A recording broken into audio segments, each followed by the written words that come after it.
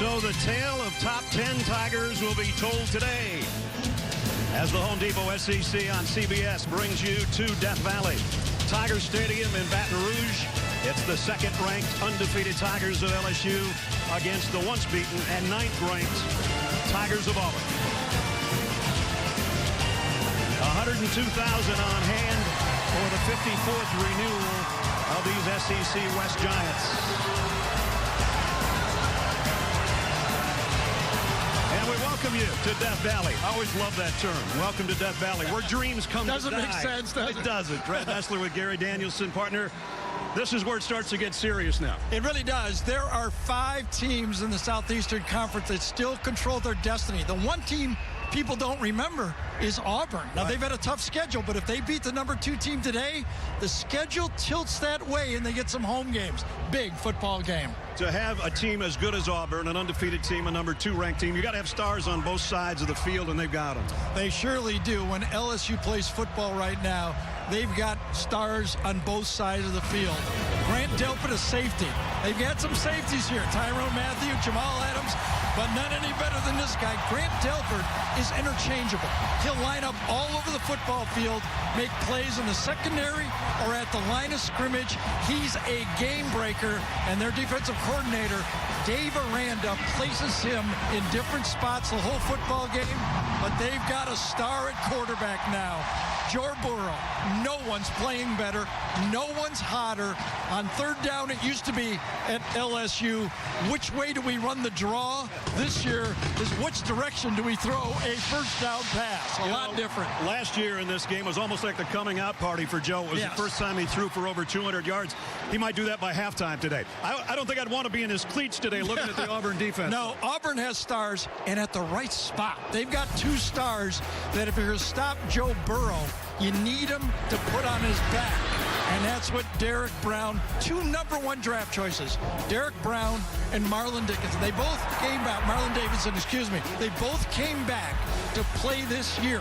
They come back as stars, and they could be game breakers. The question for Auburn is, where do they get the star on offense? Is it their quarterback? Still pretty young. They've got 2 capable wide receivers, but a true freshman quarterback that has to throw them the ball. I think the star on offense has to be their game caller right here. What does he have to do, Brad? How about come up with something? Well, he's got a bag of tricks. It's almost Halloween. We'll see if it's a bag of treats today. Tiger Bowl 54 in front of a sellout crowd in Baton Rouge is coming up.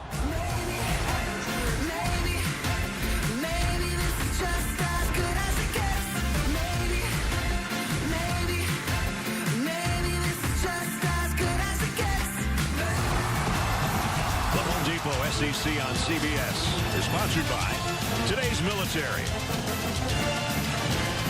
Chick-fil-A, New Orleans Tourism, and by Aflac.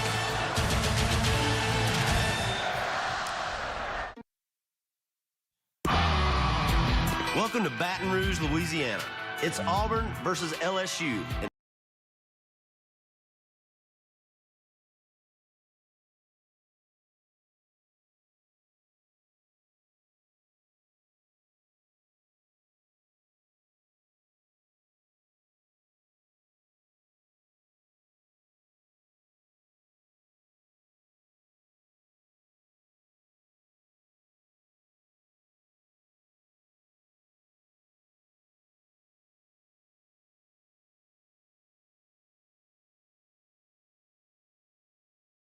Again, down the sideline, he's gone.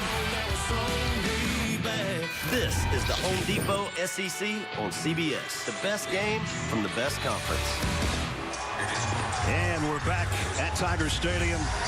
LSU won the toss. Auburn will receive before we have any of that. Third member of our team is Jamie Erdahl. Jamie? Brad, it was just 3 weeks ago this Auburn team traveled to Gainesville, Florida to be handed the lone loss of their season. And if you ask Bo Nix, his ears just stopped ringing. Now, it's understandable to try to figure out what happened to the true freshman quarterback in that game that was so unlike any other this season. And he would have a 2-word answer for you: the swamp. He told me the louder that stadium got, the faster the game got for him. And he didn't appreciate how much time would be eaten up by calling out plays to each of his linemen. Now, Auburn has repped this a lot over the last couple weeks to make that communication more efficient, and things look better for Bo Nix last week, but he's got another nasty 2 words coming at him today, Brad. Death Valley. Yes, exactly. If he thought it was loud in the swamp, wait until he gets a load at Tiger Stadium. The sun just came out, of all things. Yesterday, we had over an inch of rain. We had some this morning. The wind has died down a little bit. And the last 3 games between these 2 teams have been decided by 10 points. Will it be that way again? 30 wins for LSU, 22 for Auburn. There's been 1 tie. And the home team does pretty well in this matchup with Tigers. Avery Atkins, an Auburn, Alabama native of all things, will tee it up to kick off for LSU. And Sean Shivers and Matthew Hill will be back deep for Auburn. This is when it starts getting fun, folks.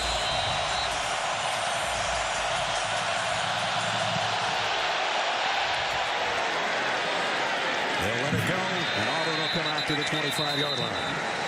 So we check our Chick-fil-A starting lineups, and it starts with the guy that Jamie just spoke of, a freshman who enrolled in January, and here he is in a hot spot, Bo Nix. 11 passing touchdowns, 3 on the ground. He's had a touchdown pass in every game so far through 7.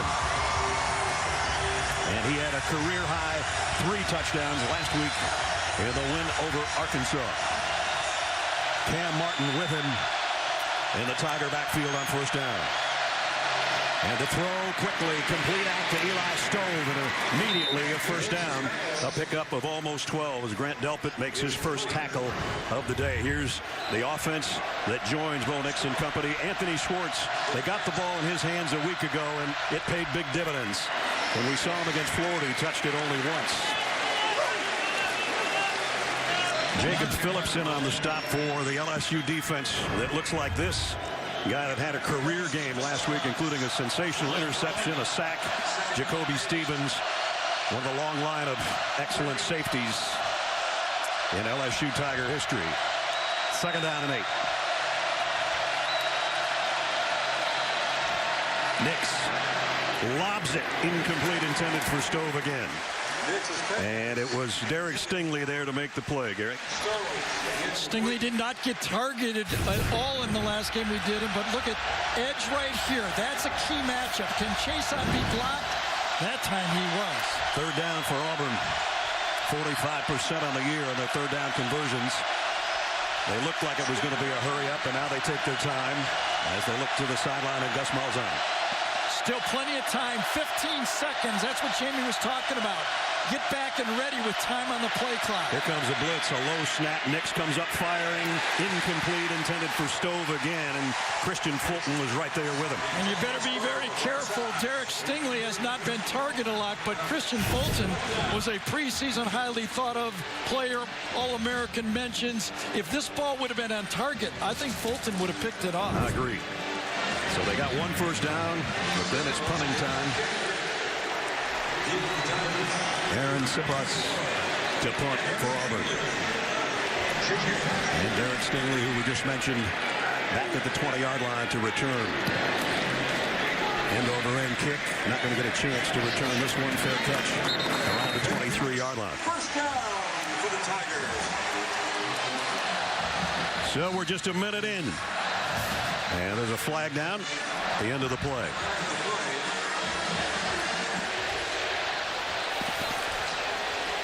Ken Williamson is our referee as he'll trot down to have a little confab with his fellow officials. Well, I think that's going to be the play right there. It's going to cost them Derek Dillon, number 19, right there.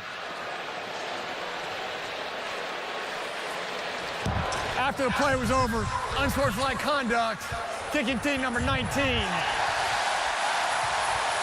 Correction, 19 on the receiving team.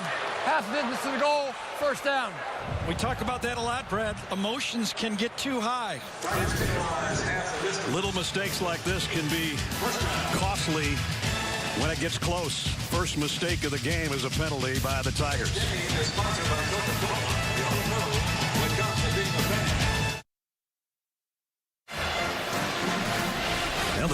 LSU offense will start in a little bit of a hole as we check the Chick-fil-A starting lineups, and it starts with Joe Burrow, #1 in the country in completion percentage, #1 in the SEC, #2 in the country in passing yardage, and tied for the top spot in touchdown passes. The rest of the offense looks like this, and he gets an added weapon back in Terrace Marshall, who's missed the last 3 games with injury, so he's even got more weapons to play with. Every step of the way, Joe Burrow has shown a different part of his game. He just keeps growing. He goes from being tough. A year ago, he was clutching this game, and now he's just on fire. Has to work from the 12-yard line. Clyde Edwards-Helaire with him in the backfield. 3 wides to his left.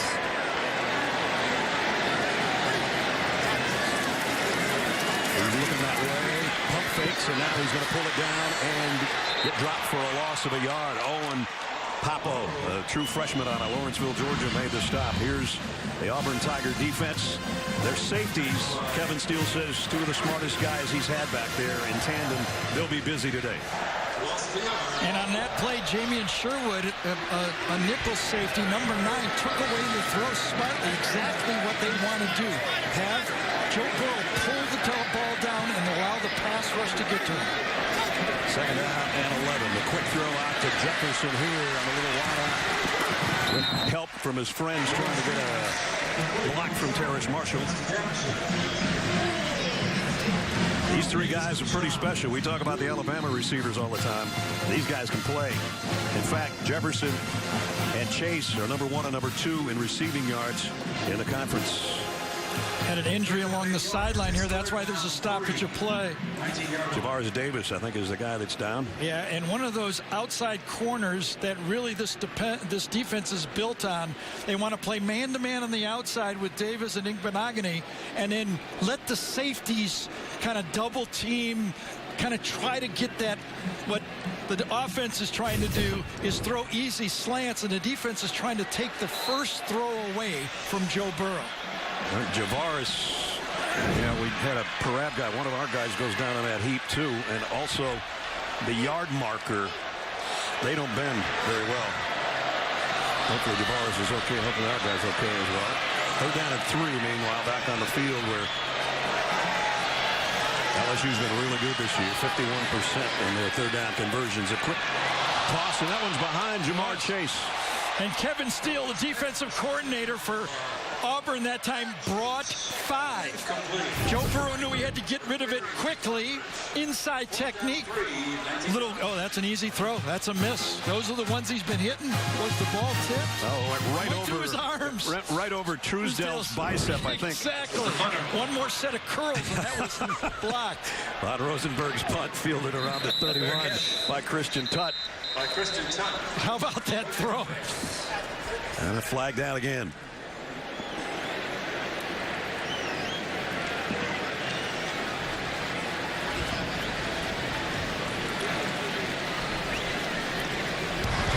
Holding on the kicking team, number 18. 10-yard penalty from dead ball spot. 1st down. So that gives Auburn a little bit better field position to work with on offense when we return. There's Kevin Steele talking with his cornerback, who he hopes is going to be okay to come back in.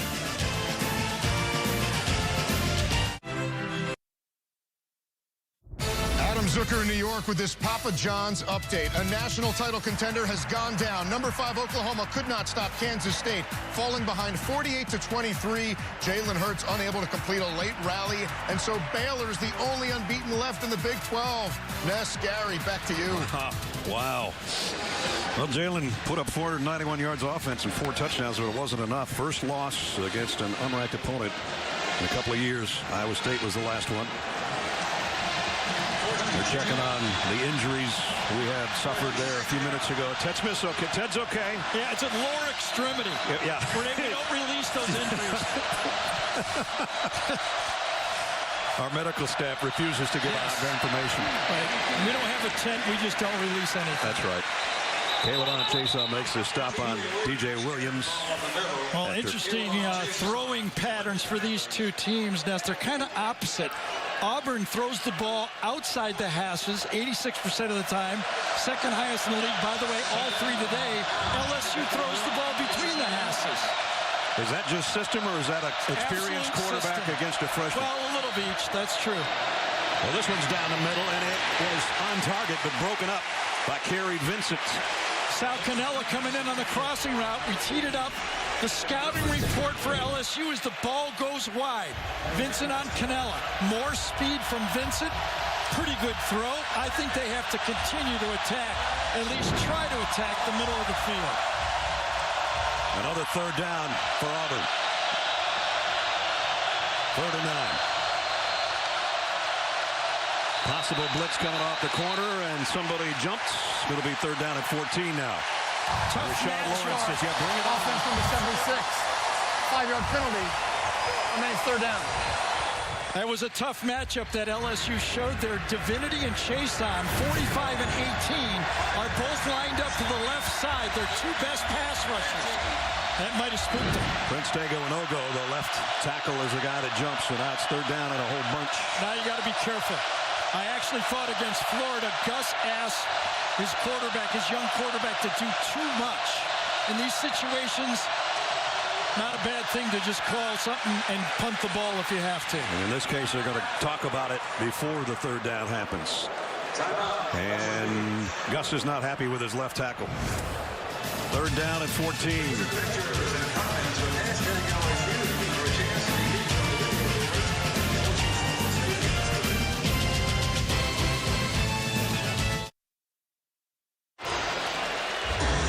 Stream CBS Sports HQ, the free 24/7 news network for coverage. It's always focused on the game. Get nonstop highlights, fantasy advice, and picks. Download the CBS Sports app to watch today. Gary will be on with the HQ folks at the end of our game. Right now, a big 3rd down here early in the 1st quarter for the Auburn Tigers. It was LSU that took that timeout before the break. Trying to keep my Tigers straight. It'll be kind of a challenge all day.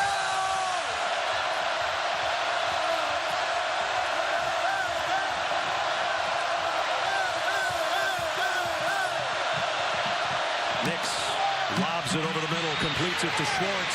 Schwartz, the fastest guy in football, is out to the 40.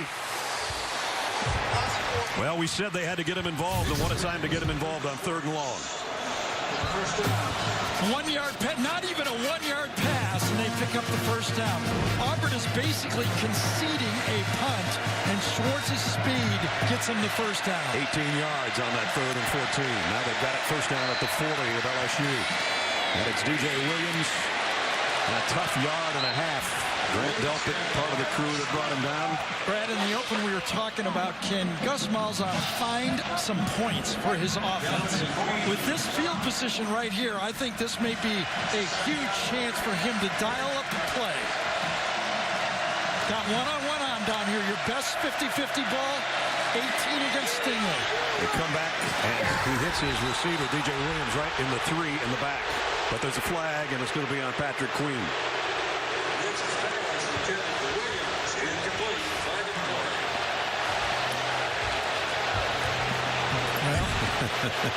That's what Coach O thinks of it. They might talk this and pick this flag up.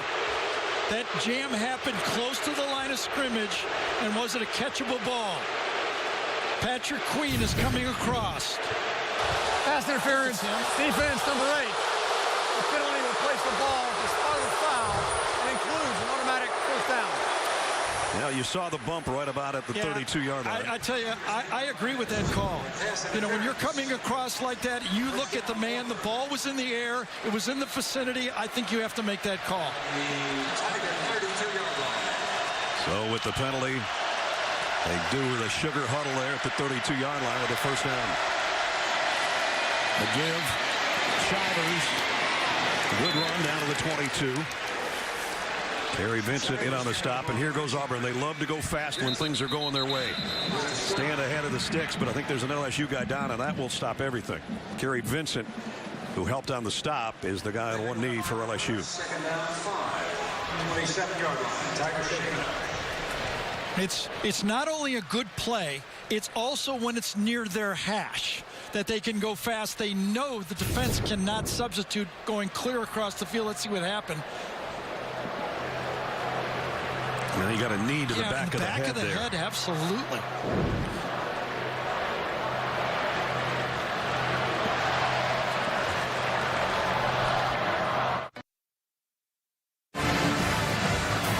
No score. 11-13 remaining first quarter. One of the subtle changes, Brad, since we've seen Auburn is the health of Anthony Schwartz. Seth Williams, when he's on the field by himself, you see what the Auburn defense does. When Anthony Schwartz was on the field by himself, see what the offense does. But now they've moved Schwartz to Z, so they're both on the field. And look at the production. They're better when they can play opposite sides of the formation.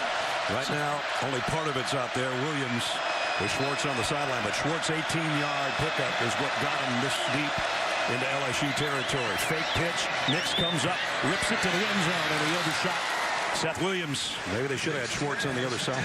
Well, I tell you, they went after a man-to-man coverage to the outside with Christian Fulton on their best jump ball receiver. When we talked to Gus, he said, we're going to have to go deep on him a few times. We have to throw the 50-50 ball. Now, here's where they don't want to make a mistake. 3 points is good enough. They want a touchdown, but 3rd and 5, don't ruin your field position right here, which is something they did against Florida a couple of times. Nix. That's perfect. First down inside the 20. Down to the 17 to Seth Williams. Well, after you go through, as Jamie said, what Bo Nix did at Florida, it may seem calmer to him today. He looks more settled. I think the play calling, they're not giving him as many options in this game. He doesn't have to do as much at the line of scrimmage. Simplify a little bit. Absolutely. You don't want your quarterback making 5 decisions and all the crowd noise. That was a strike to the 17 for the first down. And this one's tipped. Incomplete. Glenn Logan, I think, got a big paw on it on that defensive front for LSU. With modern-day passes, you have to stress your defensive linemen to get your hands up in the air. Because you're throwing quick, you don't have chances to get sacks. So when you're about 3 yards from the quarterback, jump up. That's why we recruited you. You're 6'5". Jump up and get in the face of the quarterback. Second down at 10.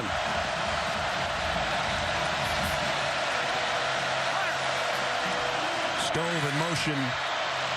They give it to Williams. Good gain. Picked up about 5, but it's 3rd down again. And will Auburn go faster? It does look like they're going fast. Now do they go with the same play with the read, with the quarterback, and the keep this time? Whoops, might be a free play. Nix to the corner. He just threw that one away. I think he knew that there was going to be a flag. There was a flag down. I think Caleb on Chason jumped in the neutral zone. And it was the play where Auburn just freezes. Their offensive line doesn't even move on the play. Offside, defense number 18. 5-yard penalty, 3rd down. Here's the movement, but watch the offensive line. They never move. It's somewhat of a trick play. Watch this. They snap it and never budge. Boy, the penalties have hurt LSU so far. That's a couple first downs this drive. And 2 previous that set up the field position. 3rd down of the yard. Williams behind Nix, but Nix just does it himself straight ahead. Nice surge, and it's 1st and goal. So now you wonder if they're going to bring in Gatewood as a running quarterback. There he comes. Oops, there he goes. He pulled the leash. I wonder if he could hear our broadcast. Maybe he thought I called him in, and Gus said no way. It was Gus. Yes. Now that was good. Just inside the 7, 1st and goal. Nix keeps it again. Might have gotten a yard. Nix had the ball right side. Showing you Joey Gatewood again, saying, okay, I think I heard Gary comment. Nope, wait, no, that was Gary, not me. 2nd and goal. So last time LSU blitzed and played man across the board. 2nd and goal, 7-9. Just a note, Kerry Vincent back in the game, number 5. He was hit in the back of the head. He's back out there. Cam Martin, the veteran, comes back in the backfield. Williams goes out. There's Carey trotting out to the top of your screen on second down and goal. Balance to the right. Only 2 defenders to the left. That's 2 offensive linemen left. Nix fires late, incomplete. Knocked away. Christian Fulton on the pass intended for Shedrick Jackson. Great discipline by this LSU secondary. Delpit's going to get outside and cover the wide man in motion. Takes away the throw to the outside. Nowhere for Nix to go with the football. Has to dump it out of bounds. Third down and goal. 13th play of the drive coming up. Smart substitution by LSU. Since Auburn substituted, LSU has an opportunity to bring their guys in without the stress. The tight end to the top, 3 wideouts to the left, and this time they don't hold their ground as the whole right side of the Auburn line jumped. False start. Offense number 71. 5-yard penalty. Remains third down. You cannot argue with the success that the hurry-up offenses have. But they also make a lot of mistakes when they're trying to hurry like this, especially in the offensive line.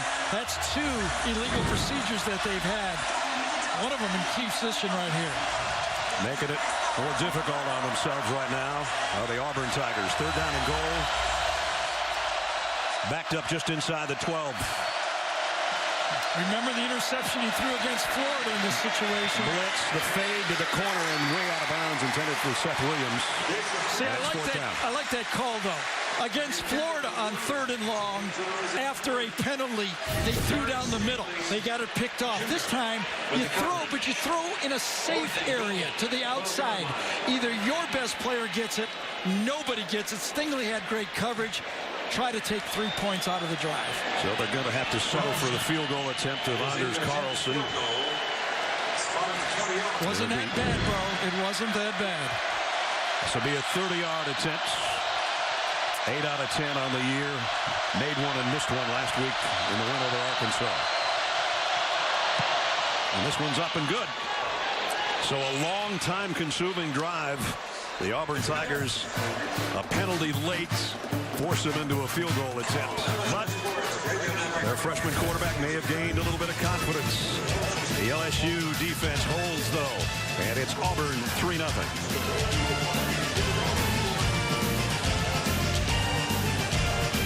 Beginning with the Cardinals clash with the Saints or the surprising Colts and the Broncos, followed by the Browns and the Patriots going toe-to-toe in Foxborough. Jim, Tony, and Tracy will have that one. All starts with the NFL today at noon Eastern on CBS. Just a note here, only 3 plays run by this LSU team. LSU, it's hard even for me to say this, is #1 in the nation in passing on first down in yards. They need some yards. In 126 years, we wouldn't have said that before this season. First down from the 25. And Joe Burrow looking to throw. Blitz coming across the middle. Clyde Edwards-Helaire, maybe a 3-yard gain. And last year, Joe was 15 of 34 for 249 yards in this game and 1,415 overall through 7 games. A lot more than that this year. Calmly throws that one. Going to be close to a first down. Yeah, it's like the old basketball player. You know, you miss a few shots. What you should do? Keep shooting. Yep. And that's what the modern day quarterbacks. When you have faith in your quarterback, you keep shooting. This time it's Joe throwing. Edwards-Helaire, nice little hop skip, and now a jump into the secondary out to the 45 and a first down. Deculus gives a good block, number 76 at the end of the line of the scrimmage right there. And I'm going to say the best kept secret in the SEC is Edwards-Helaire. Here he is again. There he goes again for about 8 more. I think Gary's underlooked because he's a little bit undersized. Yes, but I'm telling you, turn on the tape and watch this guy play football. He catches passes, he picks up blitzes, and when he runs, he jumps into holes. As I say, I think he might be the most underrated player in the SEC this year. Second down and 2. Burrow comes up firing a slant, and the strike is to Jefferson for the first down. Well, you can see the strategy by this Auburn defense. They're saying, we're going to keep it in front of us. Are you patient enough, LSU, Joe Burrow, to keep throwing these short passes? Because we're going to make you complete 9 of them all the way down the field. Jefferson now in motion over to the slot. And first down at the 43 of Auburn. Burrow again trying to go down the middle. This one's broken up, and there comes a flag. Javaris Davis with the penalty. Jefferson, incomplete. Flag on the play.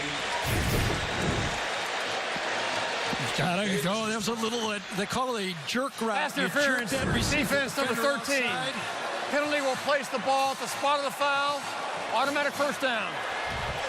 He jerked that defender one way, either inside and go out or outside and go in, and you can see the grab on Jefferson. It has started to sprinkle a little bit here. Jamie would probably say it's more than a sprinkle, but we had sunshine at kickoff and a little bit of rain right now. As LSU's work to the Auburn 39. Edwards-Helaire motion out of the backfield. Burrow's going to flip it out to him. Got a couple of blockers out there on the edge. Picked up about 7. Nice call by Steve Emsinger. If the team is squatting and trying to force you to throw in between those coverages, call the screen. All the receivers were not looking for the ball. They were just blocking downfield and almost like a run play. Got good blocks from 2 wide receivers and his tight end. And now back across the middle to the tight end, Thaddeus Moss. And just a yard shy of the first down. Be careful. You're squatting on routes. Jordan Jefferson's going to go right by you. The booth has seen this. No coverage at all. It might be Justin Jefferson. Jordan's probably watching. But it won't be Jordan. I'm sorry. I don't mean to correct you, but they've had so many Jeffersons on this team. Ricky was here too. 3 brothers. Justin's the last of the line.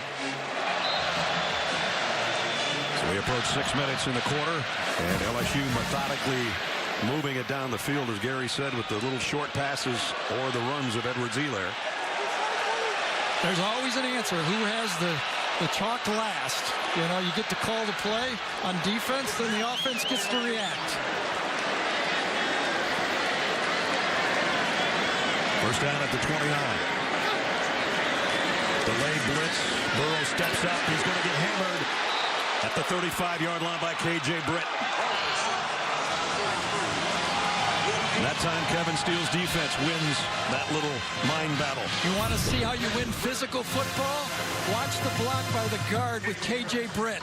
Stones him, knocks him down, and then puts the rush on Joe Burrow. That's how you play physical football when you rush the passer. A lot of guys would have quit right when the contact was made, but not him. And the big sack makes it second down at 16. Buckled him. Yes. On that one.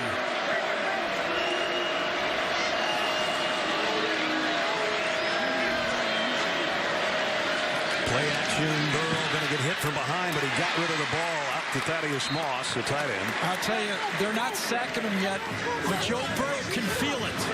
You get him once, but they've been at his feet all game. Coming around the corner this time. Big Marlon Davidson. You can feel it. Gets sacked on the previous play and almost on that one from shotgun. Longest third down of the day for LSU. Empty backfield for Burrow on 3rd and long. And flags, whistle, stop play. False start, 3rd and longer. Prior to the snap, false start, offense number 79. 5-yard penalty, remains 3rd down. Well, the quarterback not only feels that heat coming from the defensive front, so do the offensive linemen. They do. That pass rush up front, that physicalness from those front 4. And, they don't just start. They start, the receivers come out here and catch balls. Look what the defensive linemen from Auburn do. Working on their hands and pass rush.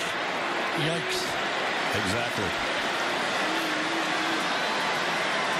Joe Burrow looks to the sideline, brings Edwards-Helaire in a little tighter. On 3rd down and 17. Joe's going to run with this and only got a couple yards courtesy of Marlon Davidson again. The big fella first came around the edge to put the pressure on. This time he makes the tackle.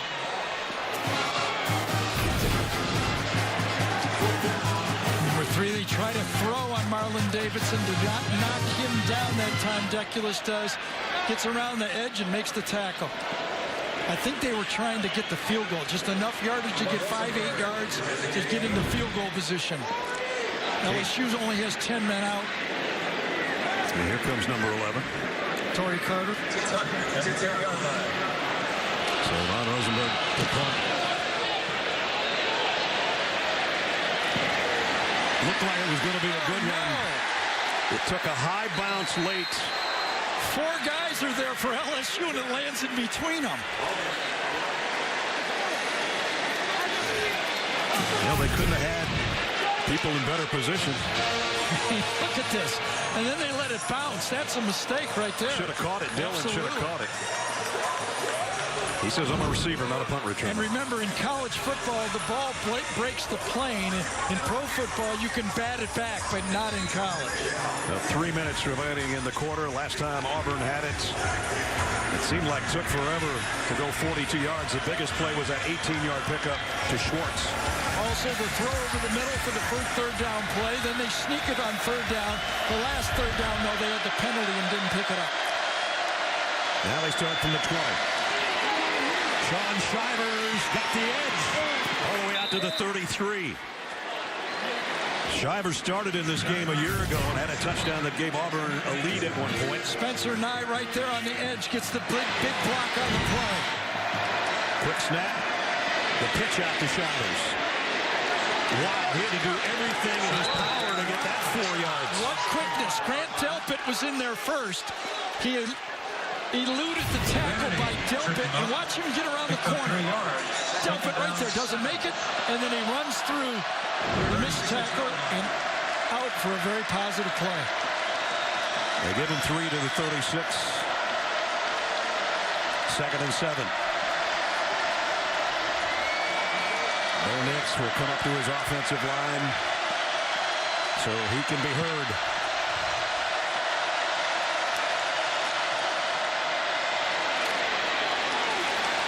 And a tough yard by Shivers that time.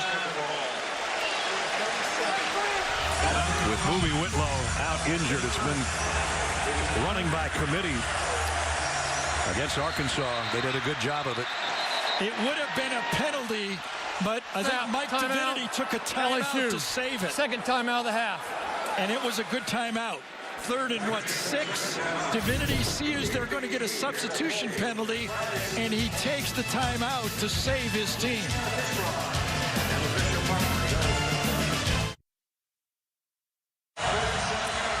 Joe Biden sits down with 60 Minutes for a news-making interview you won't want to miss. Plus, can $1 billion experiment save the giant panda? Tomorrow on CBS. No pandas here, but a lot of tigers and a lot of flags. That's the 3rd one. And comes out of a timeout.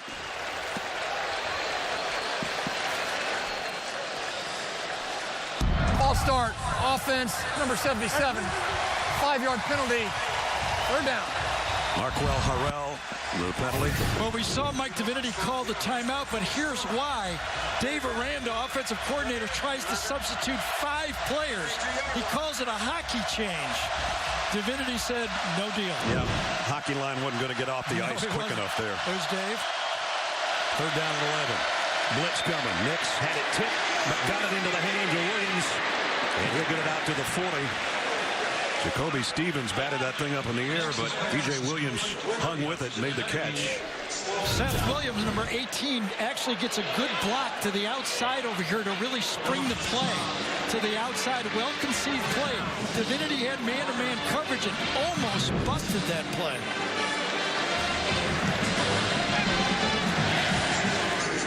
Aaron Sipos to punt again. Derek Stingley back deep. Ed Orgeron said, man, if we could just get Derek Stingley a little room to field a punt. But they kick it away from him and knock it out of bounds. Pretty good kick all the way down around the 14, I think, is where they're going to spot it. 10-yard line. Actually, they're going to put it closer to the 11. Great punt. Can't do any better than that.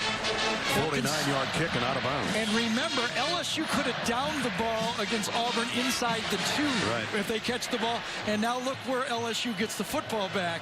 That is a great drive. Even though they don't score, that's a big drive. Flip the field. Absolutely. It's a little over a minute to go in the quarter. If you're just joining us, we've got a 30-yard Anders Carlson field goal on the board for Auburn. That's it so far. And the high-powered LSU offense has been kept pretty much in check. Now the Auburn defense. See how they do this time from the 11. Joe Burrow loads and now has to reload, and he's knocked down at the 2-yard line. Second sack. Derek Brown, a big fella, causing some havoc on the inside. You know, sometimes they say it's important just to get in the quarterback's face. But against LSU, it's really important to get a sack. Let me tell you why. Joe Burrow has only had 20 drives coming into this game all year where he didn't produce points. On 8 of those 20 drives, he was sacked during the drive. 3 drives so far, 2 times he's been sacked, no points.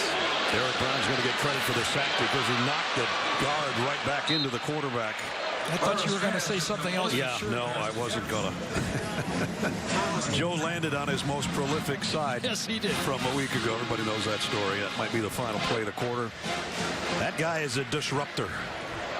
Derek Brown. So much so that LSU all week in practice had a red hat on the scout team number 5 so they could put their protection to number 5 all week.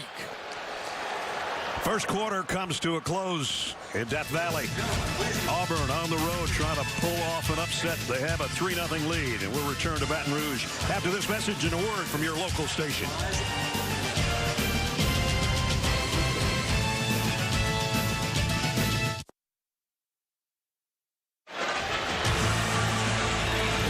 Players and great moments over the years in the Tiger Bowl. This is the 54th edition here at Baton Rouge. Start the second quarter. Joe Burrow all by his lonesome inside his own 5-yard line on 3rd down and 12. Tough call. 3rd and long. 3 sacks already.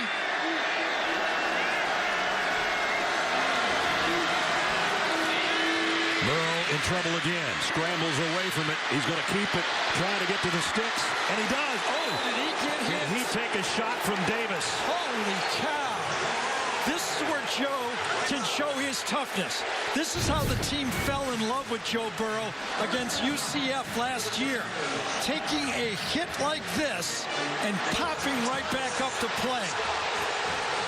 And he said to us yesterday, what was I supposed to do? Say, I quit? No, he said, it hurt, but what am I supposed to do? I think that one, he felt that one too, but he got the first down. Could change the whole tenor of this game for this LSU offense that has been struggling so. We talked about his toughness last week, and he just took a wicked lick. Here's Derek Brown again making a play. And we talked about earlier, about an hour ago, we talked about the strength of the Auburn team is number 5 and number 3, and they've been playing that way. They have. When you can sack the quarterback, everything gets out of sync. I'm wondering, could that have been targeting on Joe? You know, I mean, that was really close, I thought. On 2nd and 11, he has time this time and goes over the middle, complete to Moss's tight end. And we take you back to that hit. Gene Sterito, our rules official, with us. Gene, what do you think? It's good contact, and here's why. Because Burrow is a runner, he's not a defensive player. The only type of targeting we could have is with the crown of the helmet. There, I believe it was delivered to the head-neck area, but it was with the shoulder, and I think it's just a good physical play by Auburn. All right, Gene, Joe's probably saying easy for you to say. Steps up this time again. They harass him in the pocket. He throws late, but he got it complete to Jamar Chase. And another first down. You know, Brad, one of the, we talked about how Clyde Edwards-Helaire might be underrated as a player, but probably the most underrated thing about Joe Burrow is how good of an athlete he is. All-state point guard in Ohio coming out of high school. He ran the ball 4 times last year against Auburn in critical situations, and he's showing it again today. They bring the blitz. They pick it up. The throw is incomplete. Is there going to be a flag? Christian Tuck? No, I guess not. Justin Jefferson, the intended receiver. Justin Jefferson. Auburn does not intercept a lot of balls because they play a lot of close man-to-man coverage, and the way Kevin Steele teaches it is they play the man, not the ball. They play through the man to the ball. I think that was a good no call. I think Justin Jefferson just sort of tripped. The field is getting a little choppy out there after the rain we had yesterday and again earlier. And I think he just lost his footing. Stack formation to try to stay away from the bump and run that Auburn's so good at. That stack is Marshall and Jefferson. Burrow wanting to throw again. Does. Got it. Complete. Jamar Chase, first down LSU. Give that one to the offensive line. Remember all the pressure that Joe Burrow's been on. This time, he had enough time to let that receiver go clear across the field and make the throw. And the pickup is good for 19 down to the 47. Burrow looking for more. Fires complete down to the 20 and out of bounds, and it's Jamar Chase again. So you want to play bump and run? You're going to face the back shoulder throw. This time it's Smoke Monday, number 21. Oh, excuse me, it's not number 21, it's 23. Roger McCreary on the outside of the formation playing bump and run. Perfect throw. 19 to Chase, 29 to Chase, and now Burrow going to the corner for the home run ball. Got it. Touchdown, Terrace Marshall.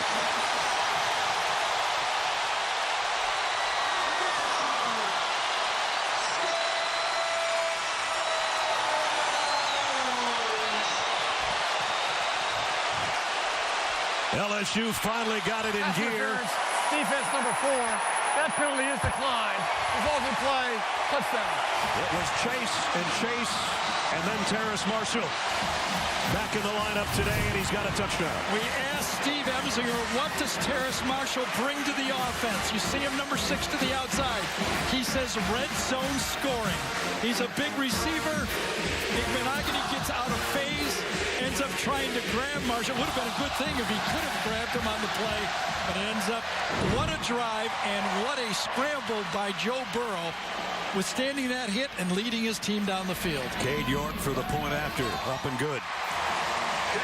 So it took a little while for the LSU offense to get in gear, but when they did, as Gary said, could be a game changer by their gutsy, tough quarterback number 9, congratulating his offense that just capped an 89-yard drive in 10 plays. Jamar Chase with a couple of long balls, and then touchdown number 30 on the year for Joe Burrow, and it's 7-3 LSU.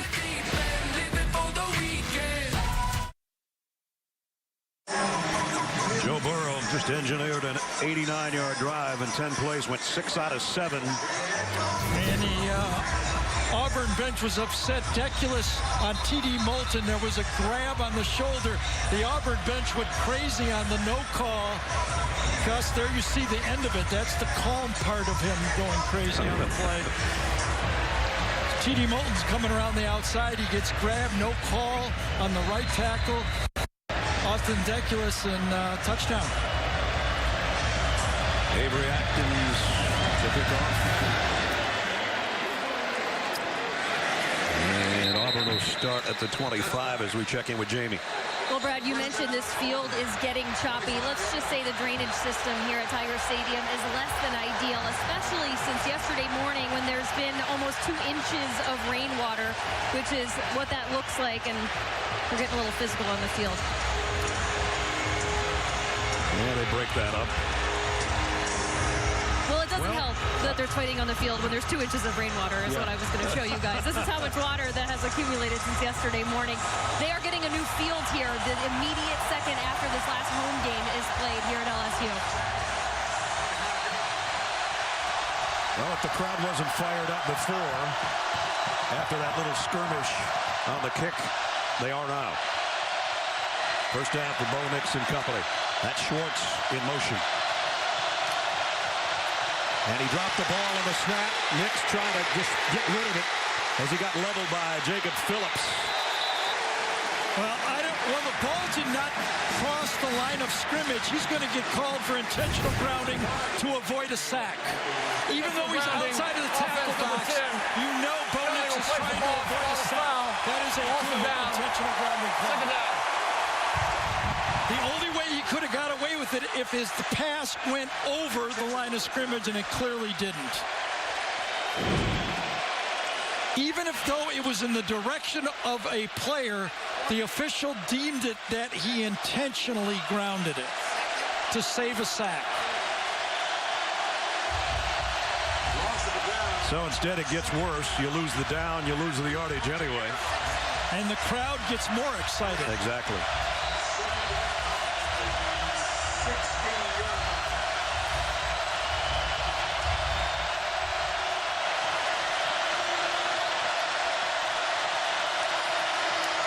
Second and 19.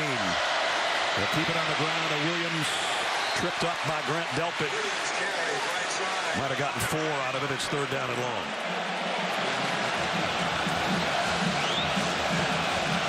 Brings up third down.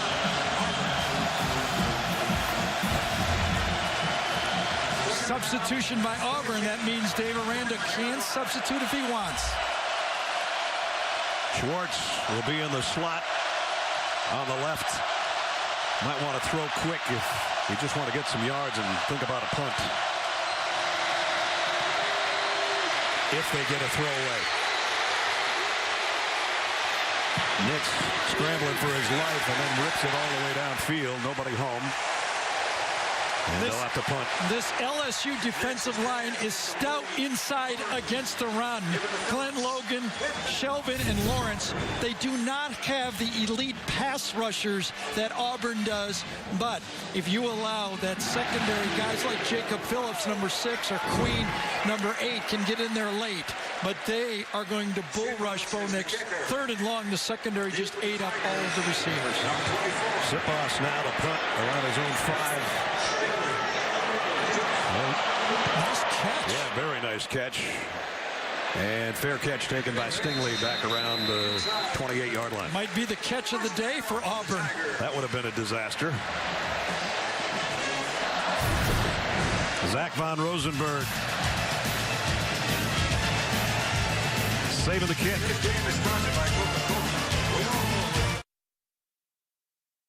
Adam Zucker in New York with his Heisman Watch presented by Nissan. The Buckeyes' Justin Fields overcoming a slow start and 5 sacks to guide the Buckeyes to a blowout of Wisconsin with 3 total touchdowns. Meanwhile, Jalen Hurts, he had monster numbers but no win at Kansas State. And Travis Etienne going tonight for Clemson against Boston College as we go back to Baton Rouge, home of a Heisman frontrunner. Well, Joe's got a touchdown to Zay Zook, and his throw on that last drive is given LSU the 7-3 lead we have right now. First and 10 for the Tigers. So Joe Burrow looked like he was under intense heat. He's 13 for 15 for 120. Getting ready to start from the 28-yard line here. And remember, the plays at one time were 17-3, and now they're tied up, as you saw from that graphic, 24-24. Tyron Davis-Price in the backfield with Burrow this time. Torrey Carter also in there, the fullback. On first down. And that is Davis-Price. Good gain up the middle. That last drive started on a 3rd down and 12 from the 9-yard line and a 14-yard run, and then bang. Into the air, Gary. Yeah, and then all of a sudden you throw it to Jamar Chase. He snatches it, and then one-on-one to the outside. Get away with a little bit of the hold. But sometimes you get lucky. You got to make them pay. And LSU makes them play with their returning injured player, Terrace Marshall. Chase out momentarily. McMath and Dillon are in there with Jefferson on 2nd down and 6. Actually, last week, Coach O told us before the Mississippi State game that Terrace Marshall could have played last week. Here's the give again for the freshman, Davis-Price. Going to be short of the first down. Davis made the stop. Kavaris Davis, who was shaken up earlier, made the tackle. 3rd and short. And they're going in a hurry. Burrow on 3rd and 1. Again, Derek Brown came up the middle. Burrow's trying to get to the sticks. Took another hit and does a little dance to get the first down. Sweet feet, Joe Burrow, huh? He went right through Derek Brown that was chasing him. He could feel Big Derek coming from behind. Remember, he got tattooed, and Big Cat lays off, and number 13, Davis, who got the hit that time, Joe spins through it. First down at the 42. Second time he's run for the first down. Previous drive, and now here. And now it's play action. And again, got away from it. Out to Davis Price in the flat. And he bulls into the secondary for a first down. Oh, no, don't shove back. We're going to get called. And he does. Davis Price is going to get a 15-yard dead ball foul right here. Yeah, you can see it. He's going to get an earful, too. Roger McCreary's the guy ran into. It was a good, clean hit along the sideline. After the play was over, unsportsmanlike conduct, offense, number 3. 15-yard penalty from the dead ball spot. The down counts. It's now second down. That's number 3's first unsportsmanlike conduct foul. Game. You do something good like that, and then you do something stupid like that. I'll tell you, there could have been taunting called on McCreary, though. And I've seen it called for less. Standing over a player and yapping at him like that, it could have been, if I think in a perfect world, offsetting call on that play.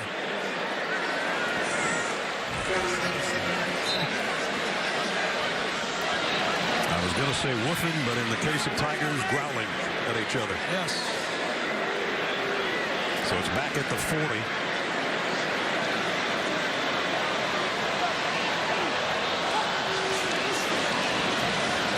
Burrow across the middle, Edwards-Helaire. And they're holding on for dear life. Chandler Wooten. I'm wondering if this is going to be roughing the passer. Hit to the knees of the quarterback. Personal foul, roughing the passer, low hit. Defense, number 5. 15-yard penalty into the run. Automatic first down. Did you see the high five, or actually the fist pump from Davidson? Yeah. Remember, he's the guy that hit Kyle Trask. He saw the hit on Joe Burrow on the play. Gets him to the leg, and they're going to get those 15 yards back and a first down. Man, they're all tangled up there. Penalty is 15 yards. Joe just walking it off or trying to. So the penalty will take it down to the 38-yard line. Still bending that knee.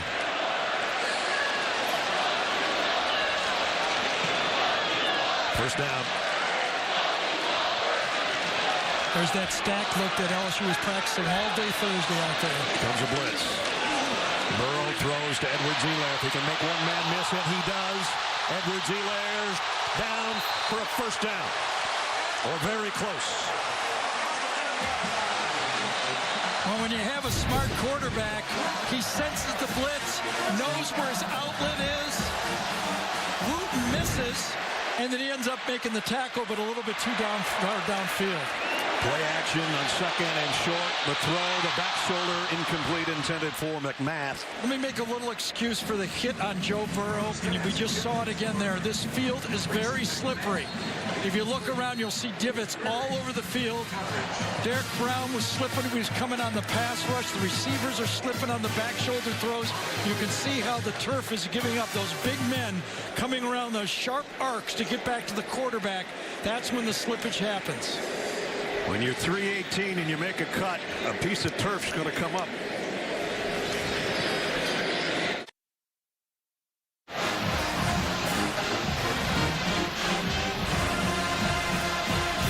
Training staff huddled around Derek Brown, who was shaken up on that last Yeah, play. let's take a look at it. There's Derek Brown right there. Good protection. Don't really see anything. I don't know, maybe he got poked in the eye on the play is the only thing I can see. The Auburn bench is very upset as you see him go to his eye. They're calling that the LSU team is holding on every play. I looked at that very carefully. I saw no holding on that play right there. Does have a towel over his eye, it appears. I think he got poked. Well, his team has got a third down coming up. I should say the Tigers have a third down coming up. There's the numbers for Joe Burrow. Boy, all along to the top of the screen. He's all on an island up there to the top. No help from any safety. Boy, he waited a long time to pull that ball out, and now will he get back to the first down? I don't think so. Christian Tuck came in there. I don't know how you're supposed to read these types of plays. What are you supposed to do? Everything is real close. It's 3rd and a yard. It's going to be crowded. It's 4th down, and they're going. And Auburn called timeout prior to the call. And you see it was going to be a quarterback run. Really a key feature of last year's game. Joe Burrow ran 4 This will be a 30-second 30-second for timeout. first downs.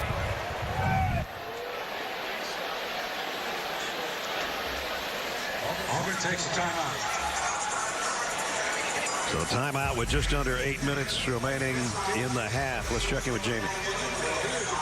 Brad, it did appear as though he got poked in the eye. I think trainers came over, had him follow their finger. He kept that towel over his face for a while, but he just joined the defense again on the field with his helmet in hand. Good. It looks like he's going to be back. Time for you to get your knowledge tested with our Aflac trivia question. Which 4 players transferred schools and went on to win the Heisman Trophy?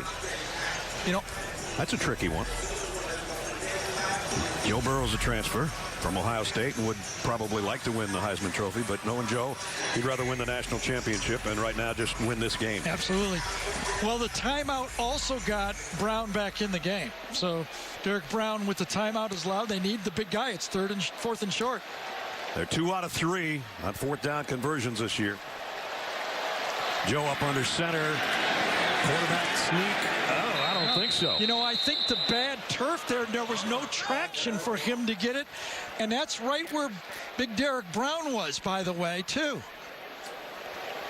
Where they've got it spotted, it's not even close, I don't think. No official signal yet. They're trying to push the teams back. I think they want to bring out the sticks. I don't think they need to, but I think his left foot slips on the play when he tries to get his momentum going on the quarterback sneak.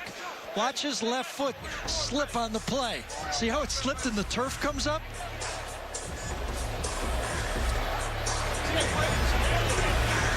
Watch his left foot. No, just right out from under. No push on the play at all. The field comes up and bites. Watch that left foot. Gives way, nothing there. I think he's 2 feet shy. Absolutely. Let's check. Give the chain gang a little exercise today.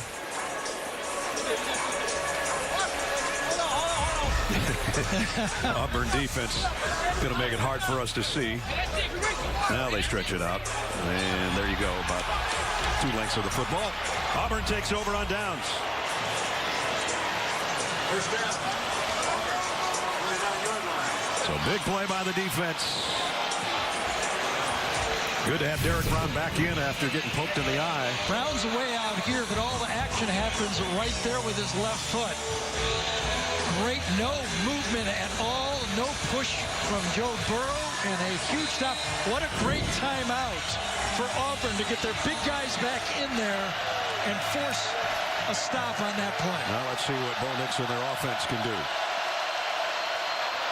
He's going to throw incomplete, intended for Seth Williams. Jamie? Brad, LSU linebacker Patrick Queen went to the locker room for a bit there. He's dealing with a gastrointestinal issue. He had to have an IV put in, but he is back on the field. But it's something to watch in terms of his energy level in this defense. All right, great. Thanks, Jamie. Just under 8 to go in a half. Low-scoring affair in Death Valley.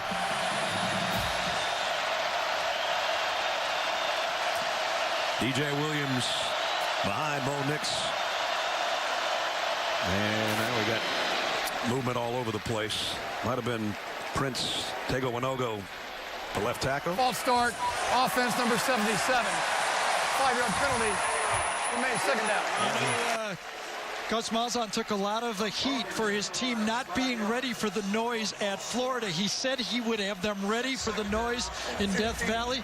Is that the 4th illegal procedure penalty they've had in the game so far? So those folks are helping the cause for their defense, not helping the cause for Gus Malzahn's offense. 2nd and 15.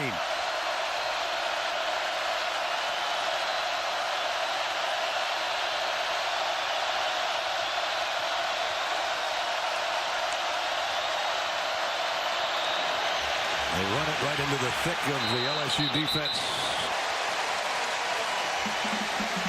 And it'll bring up third down and long.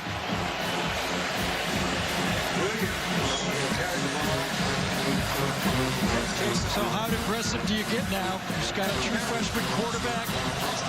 Still a football game, 7-3. Can't make a mistake at this end of the field.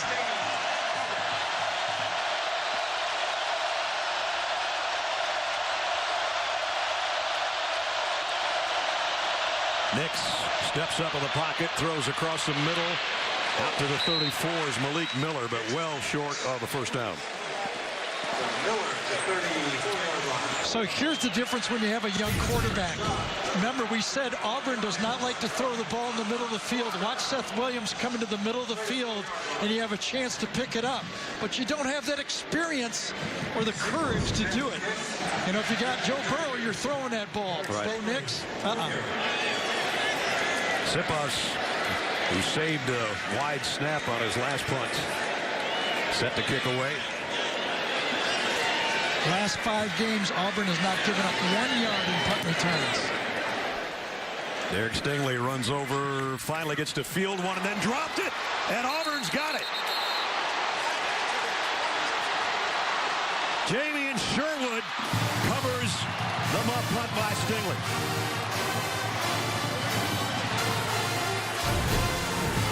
Jeremiah Dinson, number 20, is the guy that gets down there and makes the tackle. What a play on special teams. Remember, this Auburn coverage team had so many problems early in the season, but lately, the last 5 games, no yards. And was his knee down? Let's look at it one more time. They should replay it. Was his knee down? Catches the ball. It's a little farther back. If we could go a little farther back. Does his knee go down on the catch? Yes. I say yes. I say this is coming back, and it's going to be no turnover. Good eye, Gary.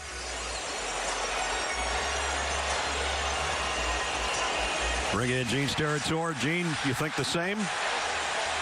Great eyes, fellas. And, you know, the only thing I would look at, and slow motion will distort this a little, but what we have to see, the knee is definitely down. It's whether he has completed that catch of the punt or secured it. And it's really, really close. I mean, this is what replay's for. We can see it make contact here. Now, as we watch this come through, it's when does he possess this football now, right, as opposed to just muffing it. When does that catch become completed, and where is the knee when it becomes completed? So it is really close, and I'm sure that's what they're looking at upstairs right now. Yeah, I agree with that, really, to tell you the truth. The more you look at it, the more you think his knee might have come back out. What a point by Gene. I thought he was down. To tell you, this is going to be interesting. Gene, what would you do if you were in the replay booth here? You'd have to overturn here's it. What you also take into consideration, too, Gary. Remember, this is what makes the ruling on the field so important. Yes. You know, and now we have to go with that ruling and find, evidence that is indisputable to overturn. I personally would lean to him having possession and being down. But stands. It's first down. So they let it stand. So that means, Gene, they didn't have conclusive evidence? Is that what it means? That's what it means, Gary, and I do agree with that. I think that's a good job by replay. So a big play and a big opportunity for the Auburn offense at the 22-yard line. Here's a screen to the wideout and a loss of a yard. Stove made the catch, but LSU was waiting on him. You know, and that's an interesting situation in replay. In that reality, in that situation, the replay official had a better view of it than the official on the field. But he has to go with the call on the field if it's not clear.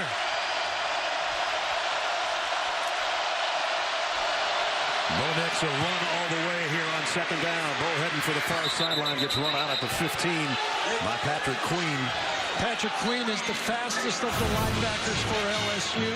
Number 8, he's actually spying on the play.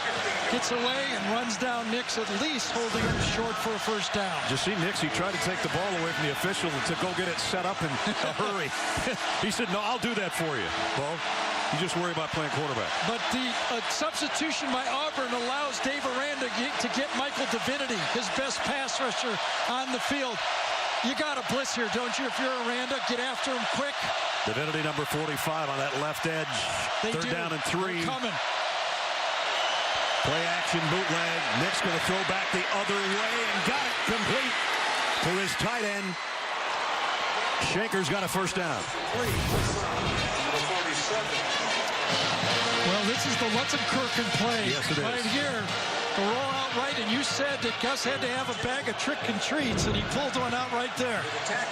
Got it down to first and goal. Booby Whitlow is in the backfield. Coming off an injury. You see a left knee brace. His first action in a while. And here he is in the Wildcat. And he's down to around the 3-yard line. Hey, I think it was all part of the plan. I watched warm-ups carefully. He did not take a play in warm-ups. That was part of the plan so that LSU would not see that he was healthy enough to play and get prepared for a Wildcat. What else does Gus have up his sleeve? He's going to try the same thing twice in a row, it appears. Unless they give it to Schwartz. They fake it to him. Whitlow waits, and gets down to the 1.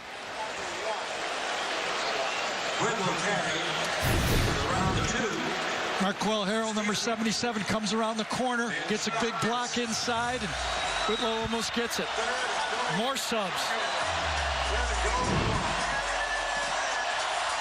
Nix comes back in. Here's their quick huddle. It'll be unbalanced line to the left. Third and goal at the 1. Unbalanced left. Nix, the pitch that way. The run. Is he in? Not quite. What do you do? Fourth down. Inches away from the goal line. I think if you're going to knock off the number 2 team in the country, you got to try to score here. Whoa. Did he get in? E.J. Williams stretching that ball out. Knee was down real close to that line, wasn't it? His elbow's going to hit too, but was the ball already across the plane? They're going to look at this one for about a minute and a half. It's worth a look, that's for sure. Rolling on the field was running short of the goal line. Previous play is under review. Ness is giving hand signals up here. What are you signaling over here, my partner? I was signaling touchdown. Let's take it. Remember, could we have the same thing that just happened before? The call on the field is he's short, knee down, is the ball across the line.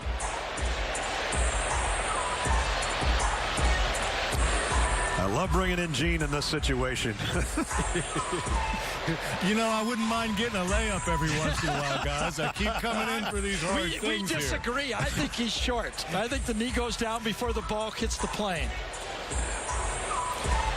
So you know what? This is so close, but I'm going to have to lean to Brad this time, Gary, Touchdown? and say that the tip of that football, when that left knee touches, I think the tip of that football breaks the front of that goal line, but it is really close. After further review, you're really on the field stands. It's now fourth down. Yes, there's money on the table up here. Put your money away.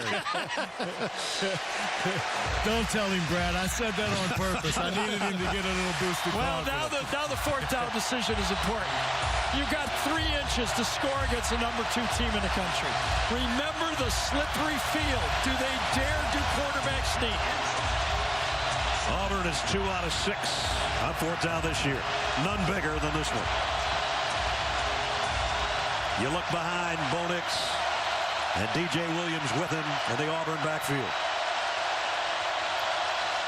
Nix. Williams pushing him from behind. No signal yet. Touchdown. Late. Yes. Boy, they waited forever, didn't they? I think your call is right. The push at the end of the play by DJ Williams. What's the difference?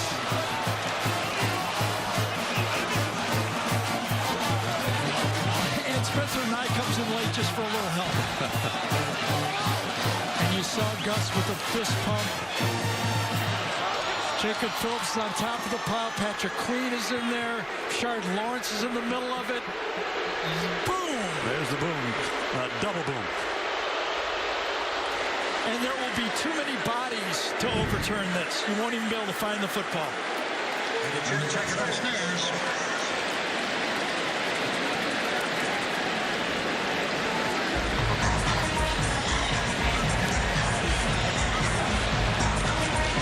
Another look from overhead. They're going to look at it. That rule has been changed. You now are allowed to push players from behind like that. That changed, and I don't know how you could ever find the football in that pile of bodies.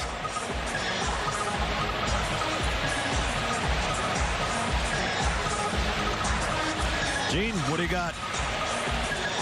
This is a really difficult play to do anything with in replay for what you've previously stated. I don't think we're going to find a real good angle, at least it doesn't appear right now. I do empathize with the officials on the line of scrimmage, though, and the reason why the signal is late is you keep closing in on this play very fast if you're on that line of scrimmage until you can find the football, because touchdowns do last forever. After further review, the rule on the field stands. Touchdown. Just as an opinion here, do you like the push rule that they're allowing now? And, you know, it's been about the last 4 or 5 years. You know, Gary, I think I had it 2 or 3 times in my college career where we had aiding and abetting the runner. It's so unusual. And usually there's a defender close enough that we would always bail them out and say he's kind of half blocking the defender with one shoulder while he was pushing the runner with the other. And now we've gotten that judgment and all that other stuff out of the way, and I don't mind it. Anders Carlson for the point after. Up and good. Remember, it started with a fumbled punt by Derek Stingley as they had to review this too. But that gave Auburn the ball at the 22-yard line. And then it took them 7 plays, and the final 2 feet was Bo Nix from about 2 feet out. His 4th rushing touchdown of the year, and it's boom, and it's boom, and it's boom.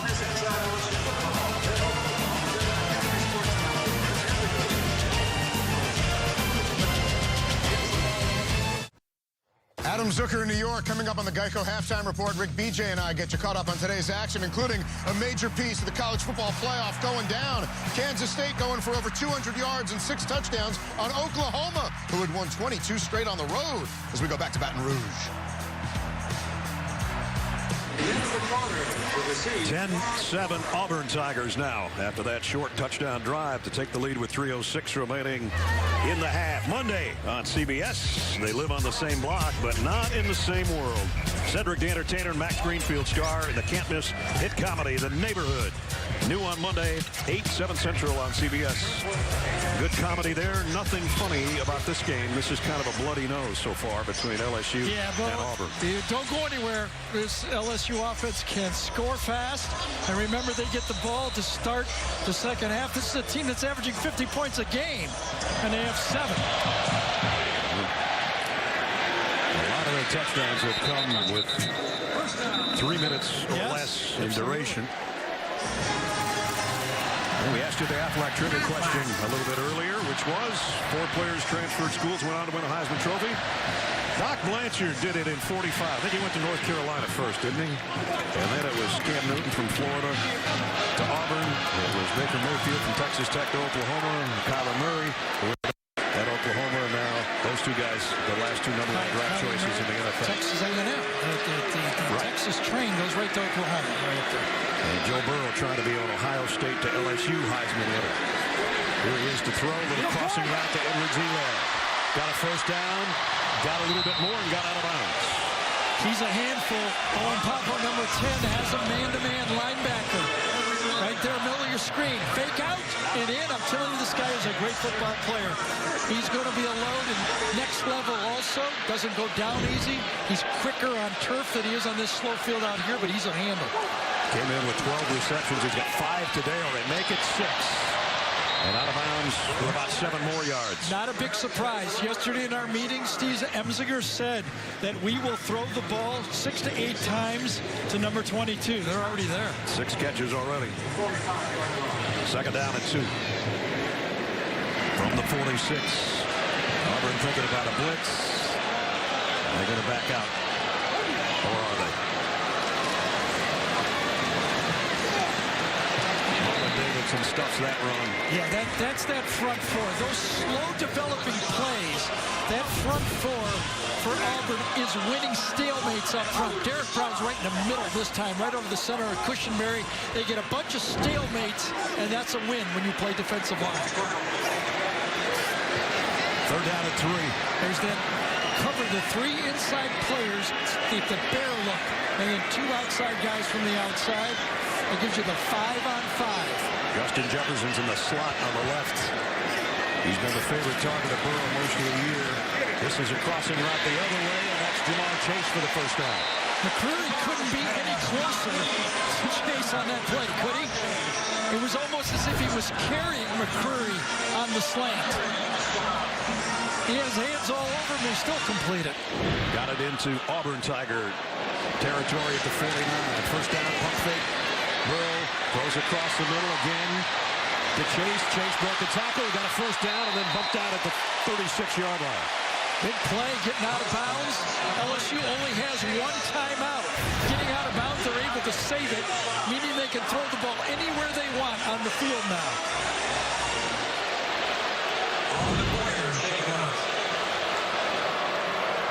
Man down with 120. It's not Derek Brown. He's standing up. Looks like another single-digit player, and it's Marlon Davidson, 3. That's their 2 stars, 3 and 5. Looks like he's rubbing his back right there, doesn't it?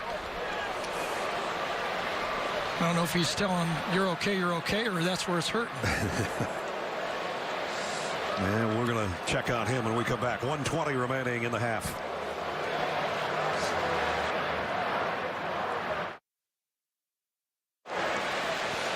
Don't see anything again. He's still holding his back, though, with his left hand. Yeah, you can see him wincing right there. He was lined up on the right side of the defense, the left side of the offense. Don't see much. Takes on big Sadiq Charles, goes around the corner. Might just be twisting that big body. Yeah. At any rate, he's out for this play. Actually, pretty good job by Charles on that play, pushing him by. Joe Burrow and company with a first down at the Auburn 36. Kevin Steele's got 7 or 8 guys right at the line of scrimmage. I think somebody jumped too early. Burrow's going down. Looked like T.D. Moultrie, who came in for Marlon Davidson, was in there too quickly, but let's see. Yep. And usually the officials will blow the whistle to save the quarterback from getting a hit on this. He was around the corner. Offside. Defense, number 55. 5-yard penalty. First down. By rule, the clock would start when the ball is legally snapped. Moultrie will do all that celebrating until he realized he was offside. Automatic first down at the 31. Plenty of time here. LSU has 1 timeout remaining. 1:15 remaining in the half, trailing by 3. This time Brown is slid out wide. This time he's going to face from the outside rush. Edwards-Helaire flares out of that backfield. Burrow goes complete. Almost a face mask there on Marshall, and there comes a flag. I think somebody got a piece of his helmet. See, the tough thing, we draw up Derek Brown on his pass rush. Does a decent job, but it's too quick, too easy, and a good call on that play. No personal foul, face mask, defense number 21. Half the distance in the goal, automatic first down. Boy, penalties have kept drives alive for both teams today. And now they've got forever to score here. Sure they do. Marlon Davidson's going to the locker room.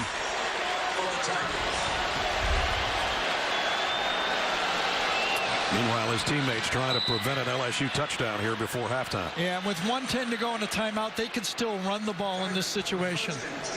Everything's available.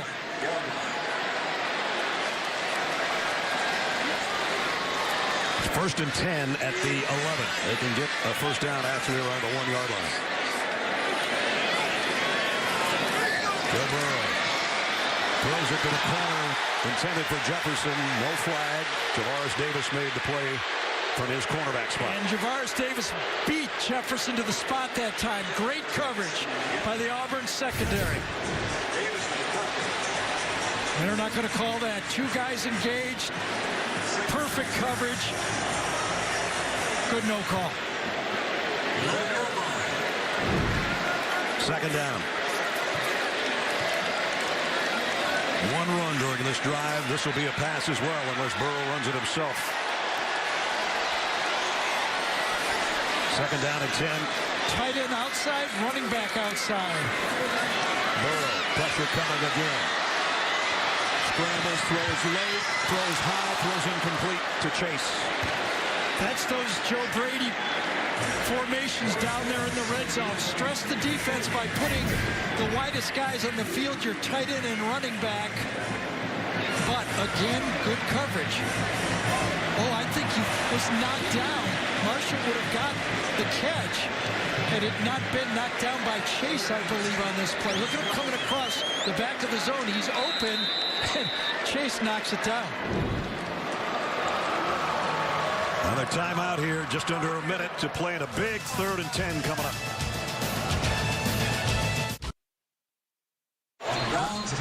Coming up shortly, Adam, Rick, and BJ will have first half analysis, scores, and highlights on the Geico halftime report, including an upset in Stillwater. One more look at that pass. Marshall's going to catch it. Chase knocks it down, and Joe Burrow. Oh, I knew I had it. My own guy.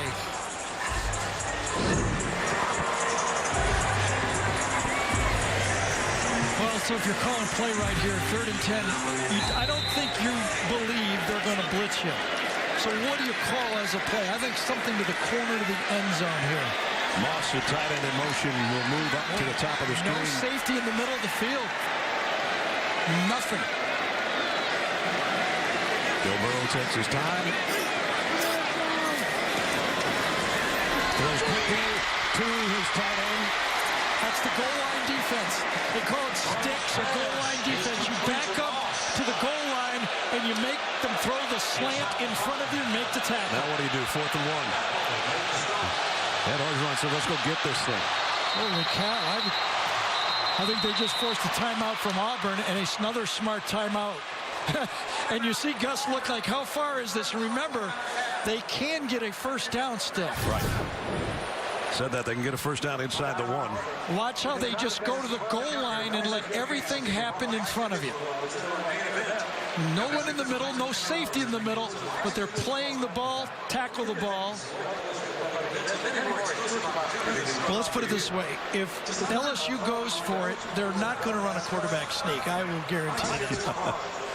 A little too slippery down there. Yes.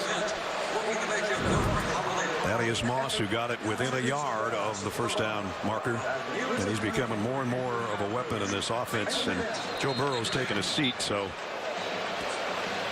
the decision has been made to go for the field goal. Yeah, the problem they have here is they do not have any timeouts. And if they get it, you know, you could get up and down the ball, but there'd be like 10, 12 seconds. Cade York is 10 out of 12 on the year. The other part of it is they do get the ball again to start the second half. Cade York, the freshman out of McKinney, Texas, to try to tie things up here. From 20. And the right hash mark. Kick is up. And good. So, 10-10 with the Tigers and the Tigers.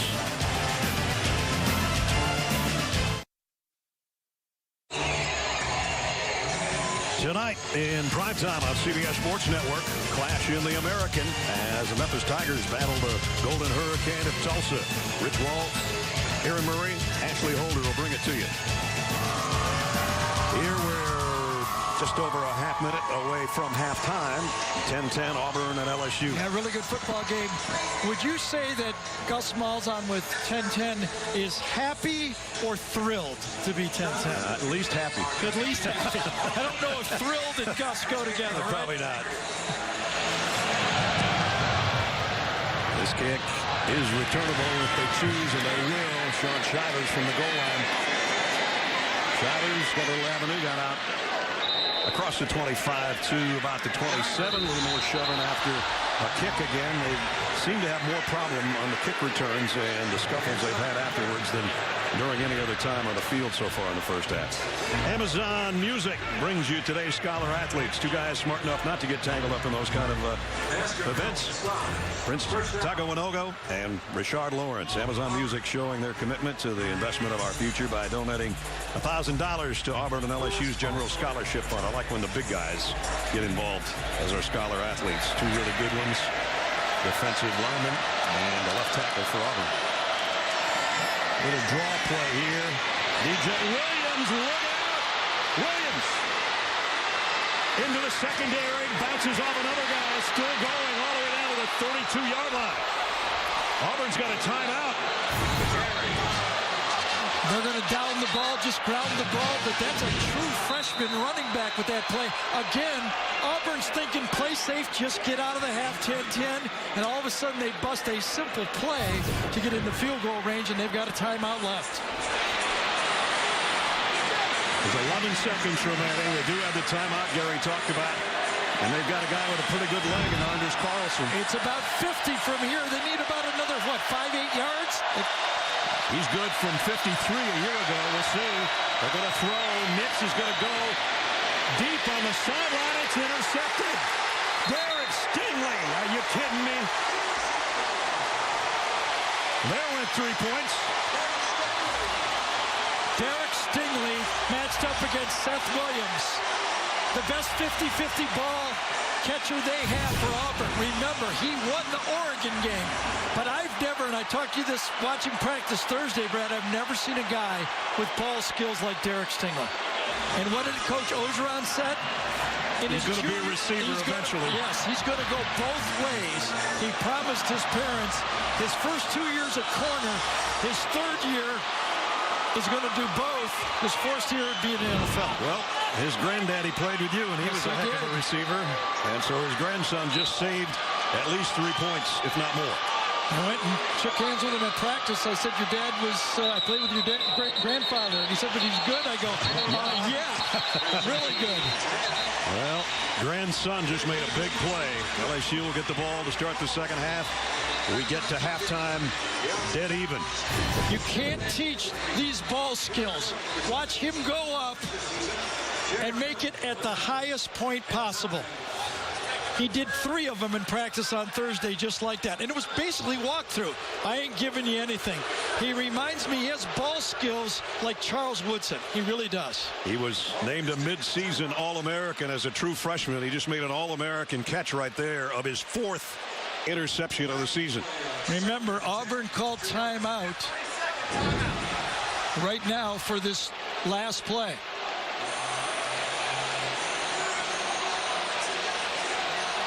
And they're saying Auburn called timeout before the last snap. Is that what's going on here?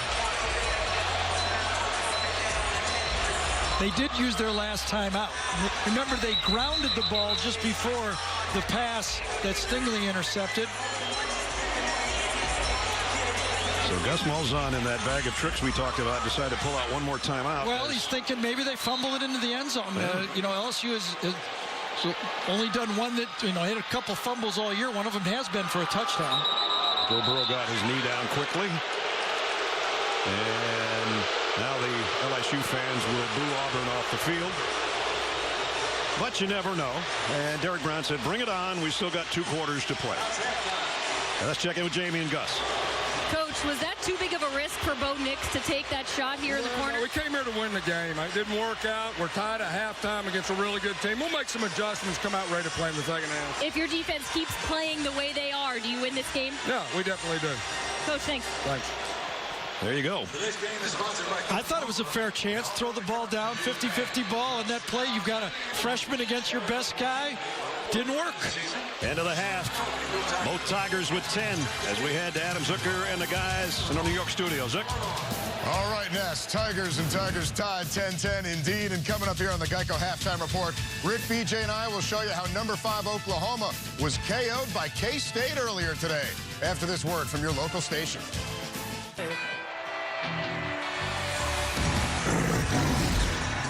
We'll have the eye of the Tiger in the second half. We're deadlocked at 10 as we start the third quarter in Death Valley. And LSU will get the football first. Anders Carlson has got it teed up. Number 2 and number 9 in the country, even at 10.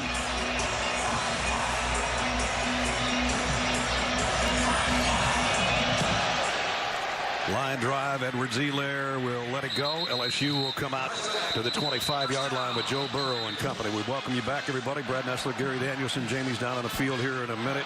Okay, 10-10 tie, partner. Right. What's the best of? I'll give you a best of. What's the best thing for Auburn, best thing for LSU? Okay, best thing for Auburn.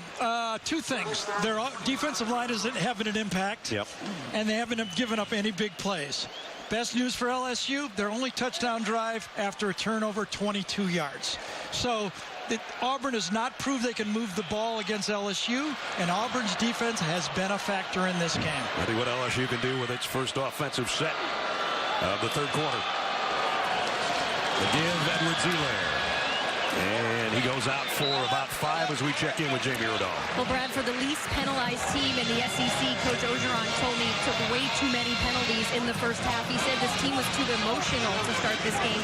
Even on that kickoff coverage, Racy McMath started to fight with one of his own teammates, and Ed Orgeron had to come over and calm him down. He wants that emotion to turn into physicality. Also, here's a throw to Thaddeus Moss for the first down for LSU.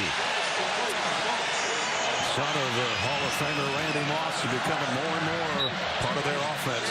You know, it really felt like Joe Burrow was bottled up. He threw for over 200 yards in the first half. 23 out of 28 for 220 now, and looking for another, and got it complete to Edwards-Helaire. Out to 45. Jamie? Gary, this is just something I wanted you to keep an eye on. Coach O told me Jamar Chase, anytime we see him in a one-on-one situation, Joe Burrow is going to have his eyes on him in this offense. I don't blame him. There's number 1. The sophomore out of Metairie, Louisiana. Second and 6. Burrow scans the field, tried to go over the middle, and it knocked down by Jamie and Sherwood. And if it not been knocked down, Edwards-Helaire was inside for a big play. It's our first half game trends. There's what Gary was talking about, over 200 and a touchdown. Bo Nix kept in check to that interception to Derek Stingley at the end of the half. Burrow, that's a tough throw. Defense. Good defense by Jamie and Sherwood again, this time in coverage. Yes, that time trying to stick that ball in between the zone. Not a lot of zone you get from Auburn. They usually play man-to-man, but this time coming in on the square end, number 9 is sitting right there, and he gets a piece of follow the eyes to the receiver, and love how Marshall gets up and gets off the field. That's some good zone defense right there. And it forces a punt from Zach Von Rosenberg. As you look behind him, Christian Tutt waits down on the other end. High, lazy kick. Tutt makes a catch around the 21-yard line. So just a minute into the third quarter, and the Auburn Tigers on offense when we return.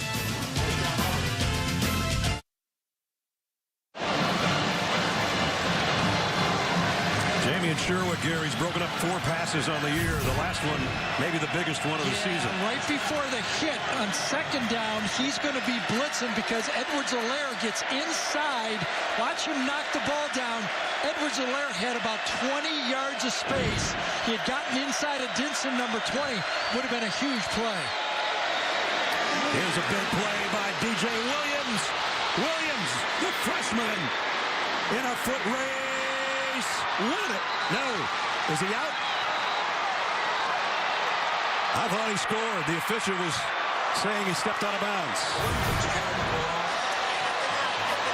One step, Gets around, and Spencer Nye gets a good, nice blocking all around the left side. Marcel Harrell, number 77, gets his block, and right to the 9-yard line. Big plays.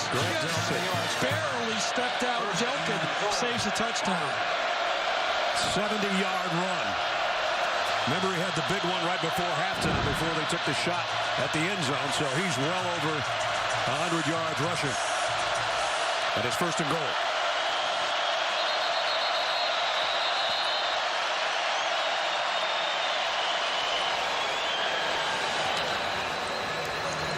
Auburn takes a timeout.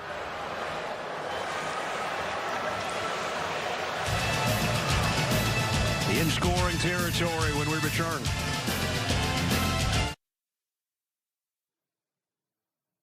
The Home Depot SEC on CBS is sponsored by Humana,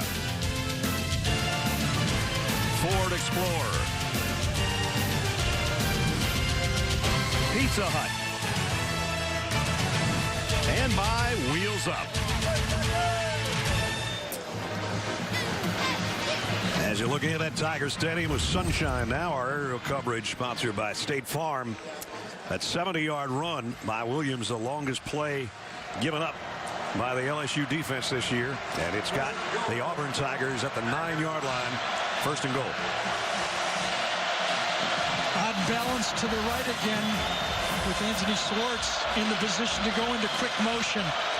With that timeout, DJ Williams got a little bit of a breather, so he stays in there at tailback behind Bo Nix, who's under center, and gives it to Williams.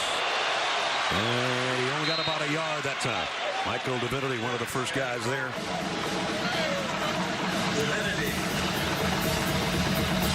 Second goal. I think they should bring in Gatewood. When are they going to do it? They are going to bring in Gatewood. Comes number 1. Yep. He wanted to come in earlier. His coach pulled him back. He's in there now. Now you got to believe LSU is thinking run. Could you cross him up with a pass play here? It'd be gutsy. Gatewood with the run. And got to the 5. They're very close to it. As he told Jamie at halftime, we came here to win. We threw it up. Didn't work. We're playing well, playing good defense. Let's see what Gus has dialed next. Gatewood comes out. Nix comes back in.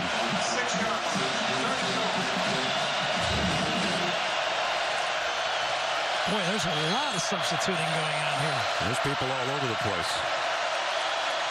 Divinity just got off the field barely. Meanwhile, second and goal just outside the 5. Williams and Nix in the Auburn backfield. Nix to throw all the way. Overshot his intended receiver in the corner, Seth Williams. Christian Fulton. You've got to take 3 points here. Had 3 chances on it. You got to get some points out of the big run. Going to the sideline. Good coverage that time by Christian Fulton. Ball not catchable. Another short field goal upcoming. That was a good stop by that LSU defense. Carlson hit from 30 earlier. This will be a 23-yard attempt.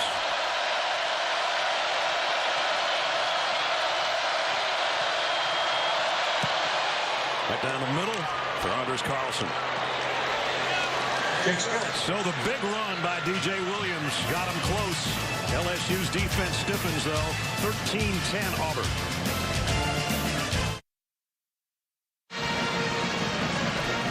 Wednesday on CBS. SEAL team is under attack, and the enemy is closing in. It's a high-intensity rescue mission on an all-new SEAL team. Wednesday at 9, 8 Central on CBS. Auburn Tigers in front after a 73-yard drive in 5 plays. 70 of that was on one run by DJ Williams. And Anders Carlson, who hit the field goal, set the kick away.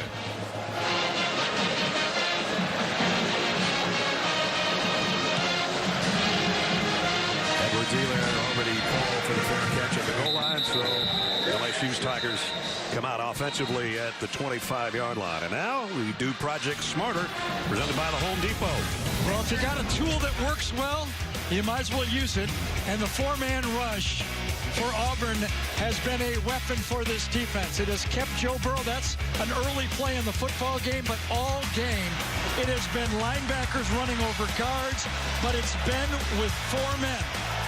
Kevin Steele has not had to bring multiple blitzes, and he's been able to keep LSU away from the big play because of that 4- and 3-man rush. Again, a 10-yard, 11-yard run. And he's still going. Oh, he's a tough dude. I think it was Thaddeus Moss that time. Number 81 is a guy that gets the good pin block at the end of the line of scrimmage and gets Clyde Edwards-Helaire. Everybody started kind of thinking he's down, including LSU, and he gets a few more yards. Middle linebacker K.J. Britt down for Auburn. Check on him in a minute.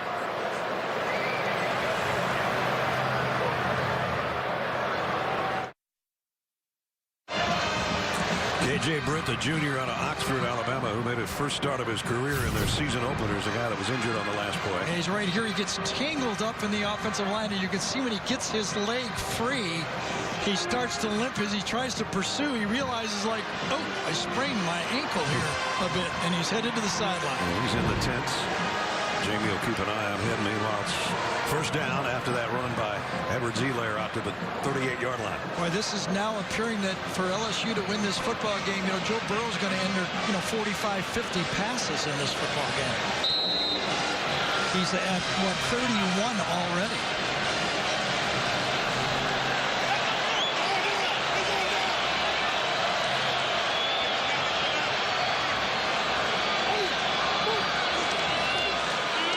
Edwards-Helaire, nice move. When we were talking to Kevin Steele last night, Brad, he mentioned an interesting thing about his linebackers and safeties. He said he'll be happy with the linebackers and safeties if they make no tackles at the line of scrimmage. He'd rather have them make them 3 yards downfield. He wants to slow play the run and think pass. Burrow, it's a pass here. Completes it. It's a first down. Jamal Chase. Well, for Chase, that's his 6th catch of the day. But he had to work at it. He had to come back. He beat Roger McCreary. It was a tough throw. He had to come back and catch it. Good execution by everyone on that play. Burrow to throw again. Deep sideline. Got it. Chase in stride. Down to the 6.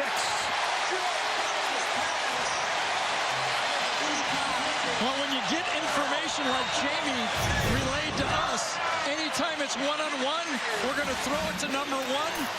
That's what he did, and you can't throw it any better than that. 46-yard strike, first and goal. Edwards-Helaire down inside the 2. I think Auburn, did they have 12 men on the field? There was one player that barely made it off. I think it was Christian Tutt. I don't know if he got off the field in time. Sherwood made the stop. Williams.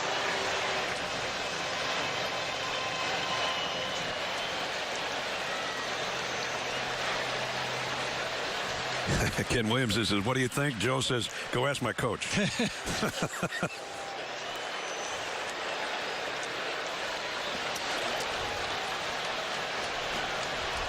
Offside.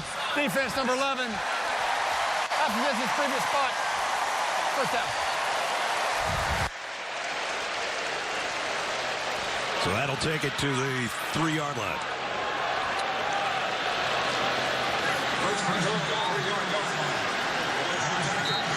The reason I'm being very quiet is I have no idea what that was. Somebody must have lined up outside, but it had to be way wide on the field.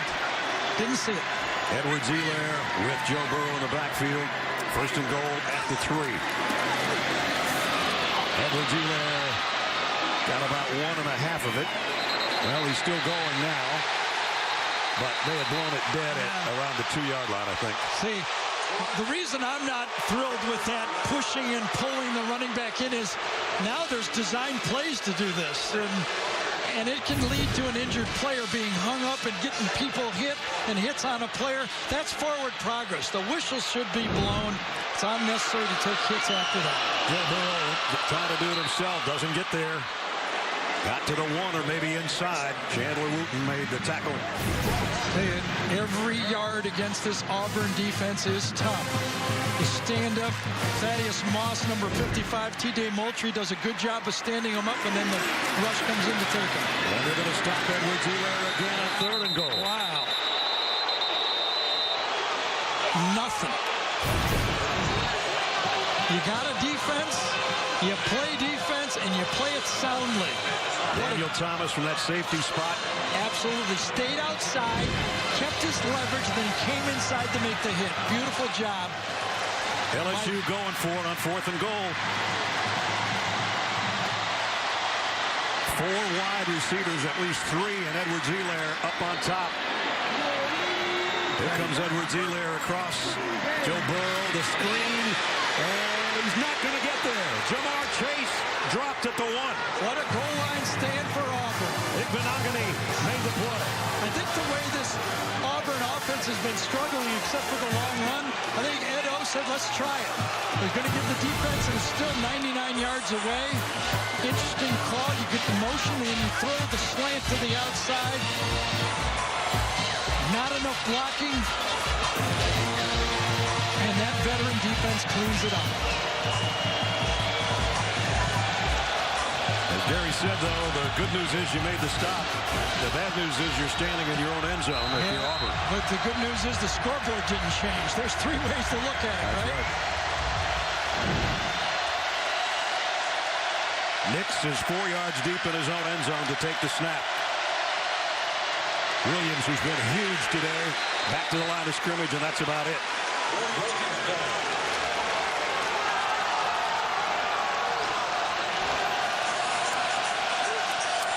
LSU had been perfect this year in the red zone in scoring, number 1 in the country. It's the first time all year they've been down there and didn't get any points.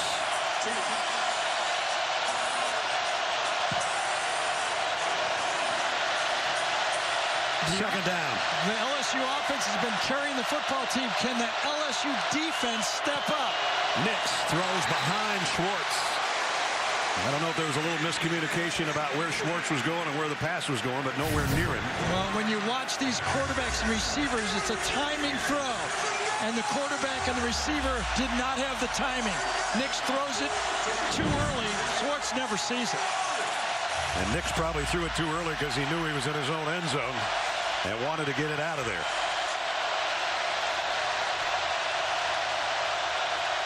Same setup. They need some yards just to be able to punt the ball. Give you space. Williams. Nothing. Didn't get him much. Maybe another half a yard. They'll be punting deep in their own end zone. And I think that's why the decision for Ed Orgeron, instead of tying the game up, he's called on his defense. And if it doesn't work, it's your turn this time to help the team. The guy they call B-Man, Braden Fehoko, made the stop, and now the punt comes. Yeah, and watch out for Stingley now. This is the 6th game, no return yards. Can Stingley take a low punt and make some positive field position on the play? Let's see if LSU comes after Sippos in his own end zone. They got 10 guys up. Nope, they got the return on end-over-end kick. Stingley's got a call for the fair catch, but it's at the 38-yard line. So LSU gets it back in great shape, still down 3.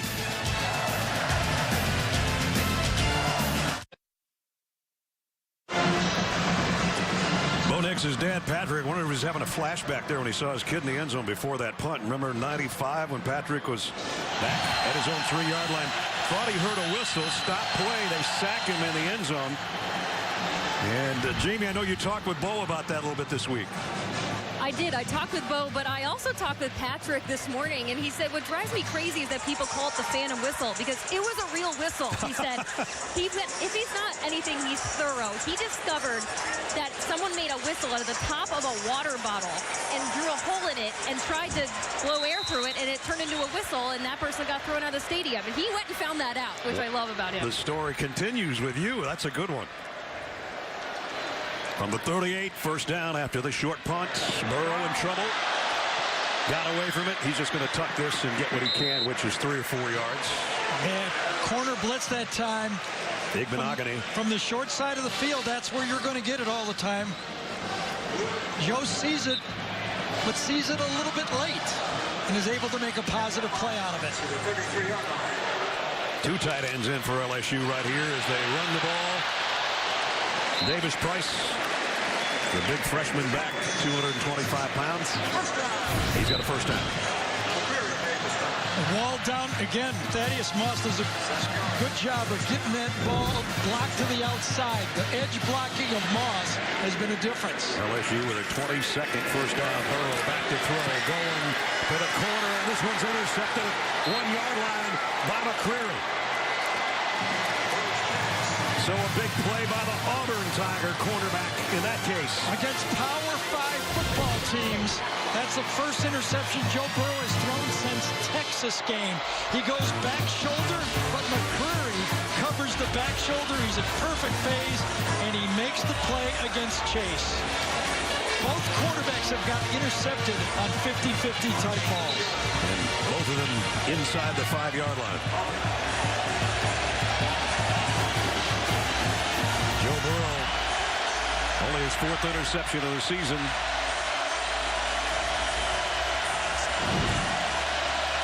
Auburn's right back where they started last time, at their own 1-yard line.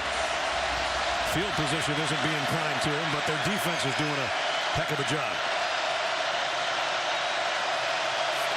Nix, quick throw and catch out to the 6.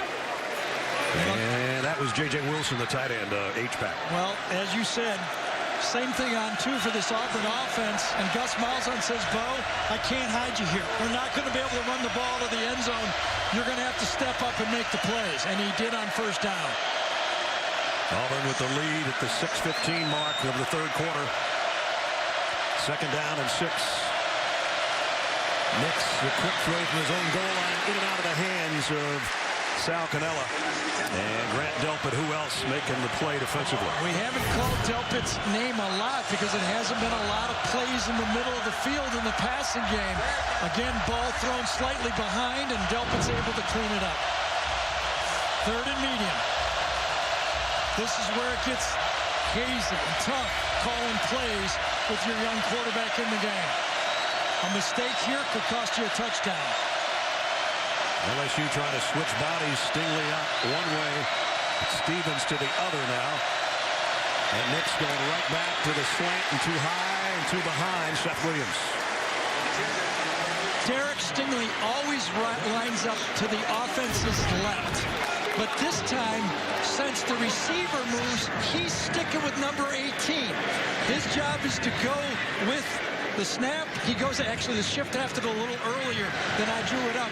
He was on the right side. He shifted to the left side, was there for the play. And now Derek drops back around midfield, awaiting Sipo's punt.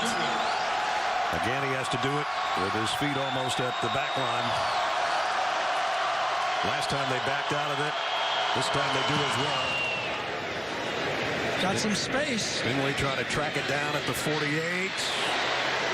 And hit as he got to the 46, maybe. Good coverage. Well, next Saturday, we go from west to east. Best game for the best conference. High-stakes showdown. Number 7, Florida. Number 10, Georgia. 3:30 Eastern time. All starts with a drive to Atlanta and college football today. SEC on CBS. So, big battle in the west here. Big battle in the east in Jacksonville next Saturday. Hope you join us. If you don't think all of college football noticing that Oklahoma loss, it makes a lot of teams interested in this game and their possibilities of getting in the playoffs. Here's Edwards-Helaire, open field. Down to the 21-yard line. Well, Daniel Thomas is able to wrap him up, but not before Edwards-Helaire on the screen pass. Running behind Sadiq Charles' good block on the end man of the line of scrimmage with a bust-out play. They spotted at the 23 after a 22-yard gain, and here comes number 22 again. Edwards-Helaire, another first down run. Tell you, this guy is something. He shakes and bakes. He's quick when he has to. He finds his hole, and then he goes north and south for the positive gain. Back-to-back runs for the junior out of Baton Rouge. Playing right here in his hometown and heading toward the 6-yard line.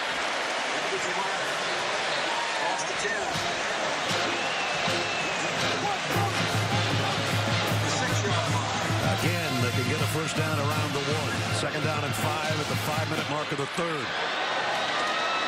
Joe Burrow gets it to Edwards-Helaire again, and he's in. Touchdown, LSU.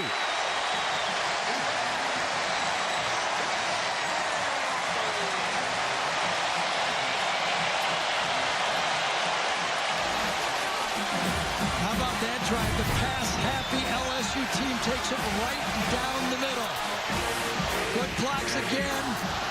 I'll tell you, that whole drive, Sadiq Charles, number 77, has had a good drive. Put that on this highlight film against this good Auburn defensive line.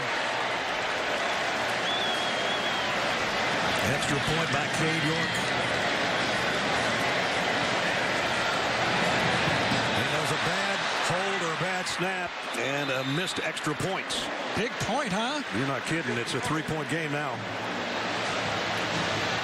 But with 4:58 remaining, a 4-yard, 44-yard drive, all done by number 22, and he gets it in the end zone for the Tigers. They're back in front.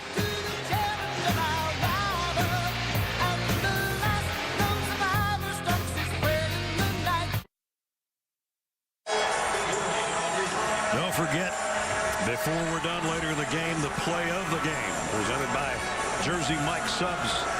We may not have seen that play yet, or maybe we just saw one. Edwards-Helaire capped off a 4-play drive that he did all by his lonesome. 6-yard scoring run to give his team the lead. But remember, a missed extra point could loom large. Auburn will start at the 25.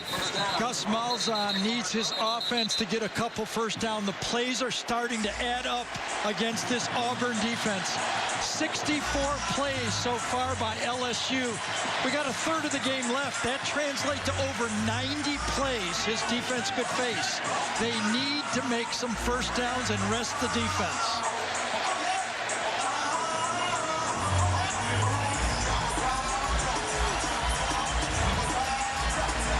At least Bo Nix and company aren't starting at their own 1-yard line. Yes, he made a couple of inaccurate throws where he had chances to get first downs. They only had one of those this half so far. And they only got about 3 yards on DJ Williams' run.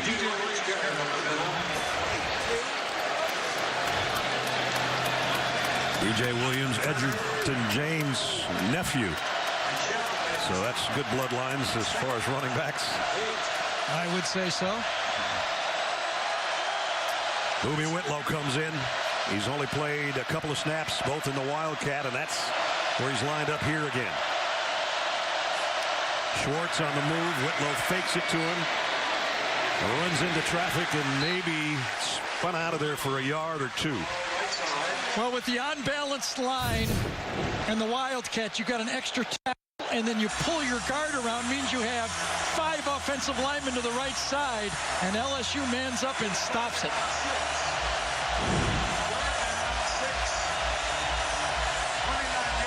They're going to keep Whitlow in there. They look a little confused right now, the Auburn offense. Now Nix is back in at quarterback. Trying to get everybody lined up here. And they do. 3rd down and 6. Here comes Divinity. Down goes Nix. It's the first time Dave Aranda has brought the 3rd down blitz. All-out blitz this time on 3rd and medium. And it was a stunt from the middle. Divinity usually lines up as an end, but not this time.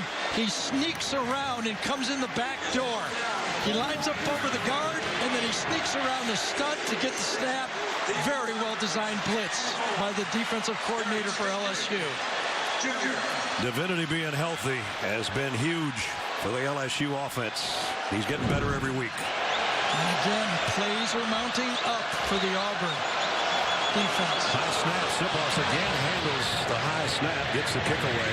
Stingley takes a fair catch around the 32. So with 2:52 remaining in the 3rd quarter, LSU's got the ball back.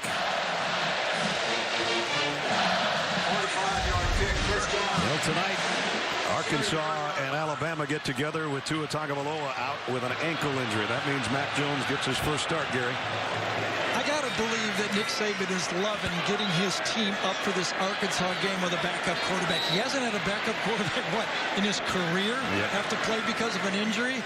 I think he's relishing the challenge his team has prior to the bye and able to having to play LSU. And, of course, LSU and Alabama get together in Tuscaloosa November 9th. Joe Burrow steps up in the pocket, has to throw quickly. The heat was coming. He got it to Thaddeus Moss. He tried to move up in the pocket, as Brad said, but there was a crowd. So what does he do? Instead of ducking his eyes, he looks up one more time and finds the outlet for the big play. And this one whistled dead with a flag down. False start on the offense. Not all 11 players were set for a full second. 5-yard penalty. Remains second down. Did you see what Joe Burrow did there, Gary? Patting himself on the pads and said, that's my fault. I didn't wait till everybody was set. Well, that's the job of a general.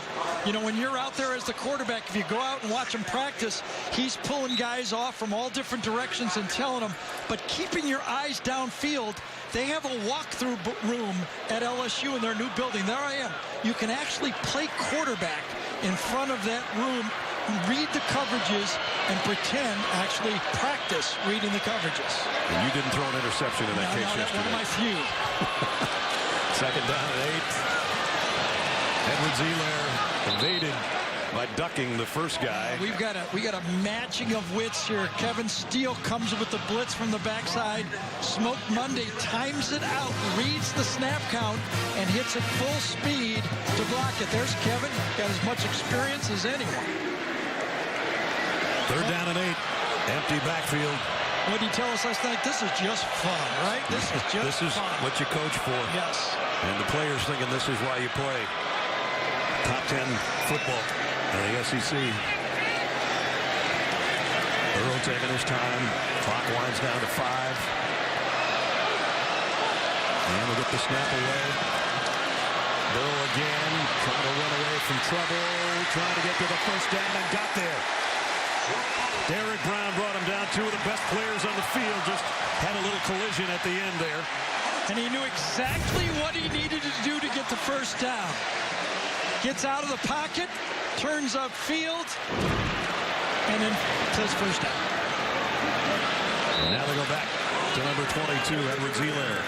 I know our own Rick Neuheisel compared Joe Burrow to Tom Brady, and I do think there is a lot of leadership similarities in the way he throws the ball. I think Burrow's a little better athlete than Tom is. I remember covering Tom. I don't remember Tom doing the run plays like that at Michigan in the day. Well, Joe's 21 and Tom's not. No, but I mean when he was 21. Burrow down the middle, wide open. Justin Jefferson to the 30.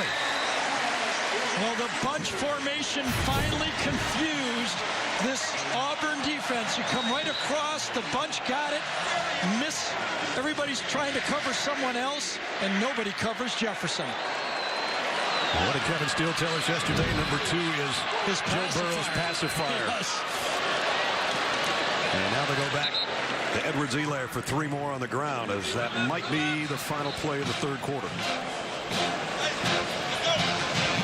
Joe Burrow's numbers starting to rack up. 29 at 37, over 300 and a touchdown. He's holding up 4 fingers, meaning we get through this next quarter and we're 8-0. Well, remember last year he produced 10 points in the fourth quarter to actually establish him as the leader of this football team. Well, 102,000 raised their 4 fingers up as well as we played 3. LSU 16, Auburn 13. We'll return to Baton Rouge right after this message and a word from your local station.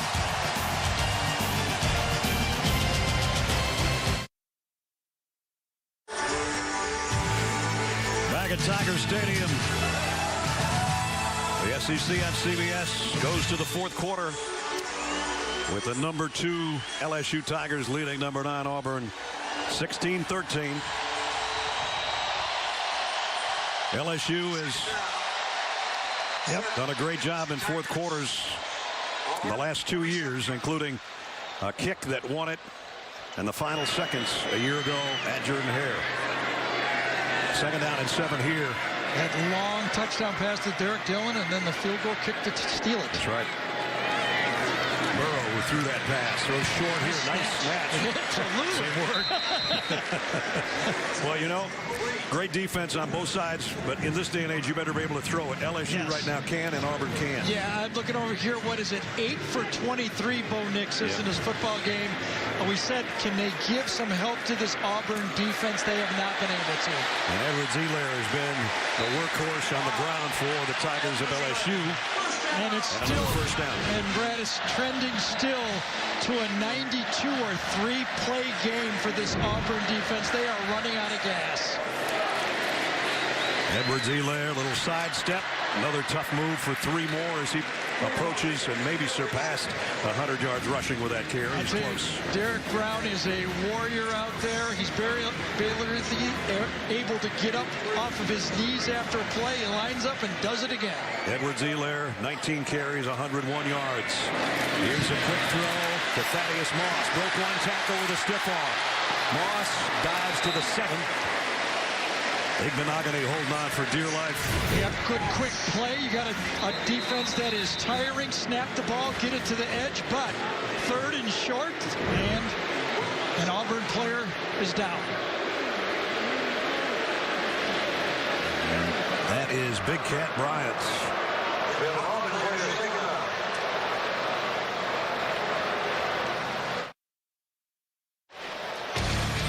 It's time for the ExxonMobil game recap here at Tiger Stadium in Baton Rouge. Auburn took the early lead, 3-0. Joe Burrow, though, comes up rifling. Got this touchdown pass to Terrace Marshall. That gave him a 7-3 lead. Derek Stingley fumbled a punt at the 22-yard line. Gave a short field to Auburn, and they capped it off by basically shoving their quarterback in the end zone. Bo Nix scores from what we'll call a yard out. Goal line stand, though. Auburn holds LSU at the 1-yard line. The problem is they had to start at the 1-yard line. And then Clyde Edwards-Helaire on a drive of his own after the punt took all of the 45 yards, including the last 6 for the touchdown. And that's where we are right now. And the 11th play of the drive coming up as Big Cat Bryant comes out. Yeah. Brad, we're not allowed to speculate here, I think, on this thing, but watch Big Cat. He goes across the field. He's fine. He's not limping. He's okay. No limp there. He turns around, looks at the bench, and and he gets up with a really bad limp. If you had to bet, no, I'm not going to say. No, don't do that. Don't do that. They're working on his lower back. Yes, whatever, but if he came up limping, he must have sprained it when he went down. 3rd down and 2. At the 7, empty backfield.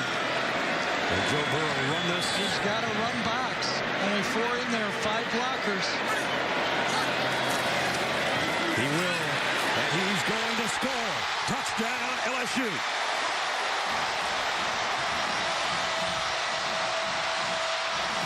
Yeah, you've got the numbers. You've got a run box. You count the number of players that the offensive line has to block, and you have the option. There's only 4. Britt is kind of playing with them. He doesn't believe he's going to stay there. He doesn't. He gets out and walks in. Extra point upcoming. Cade York. The last one was a bad snap or a hold, or maybe both. Bottoms up. To try to get a 10-point lead here. And the whistle stops play before the extra point. Play of game. Offense. 5 yards. Repeat the try. We'll try that again. Well, one missed extra point means the next extra point is bigger. And the holder and the kicker complaining about the play clock. But they had significant time. At any rate, they'll back it up and try it again. Zach Rosenberg to hold. It's a little dicier now for Cade York.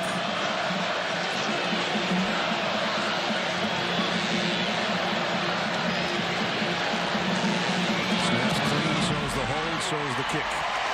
Makes it a 10-point game.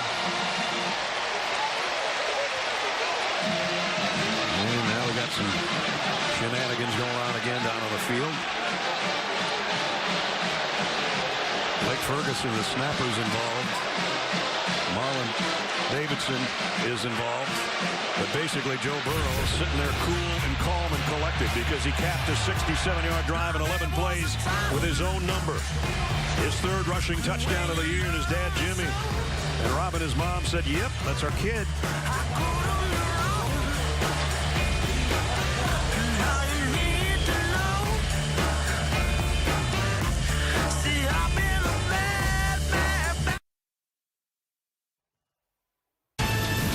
The Home Depot SEC on CBS is sponsored by Gillette, Chick-fil-A,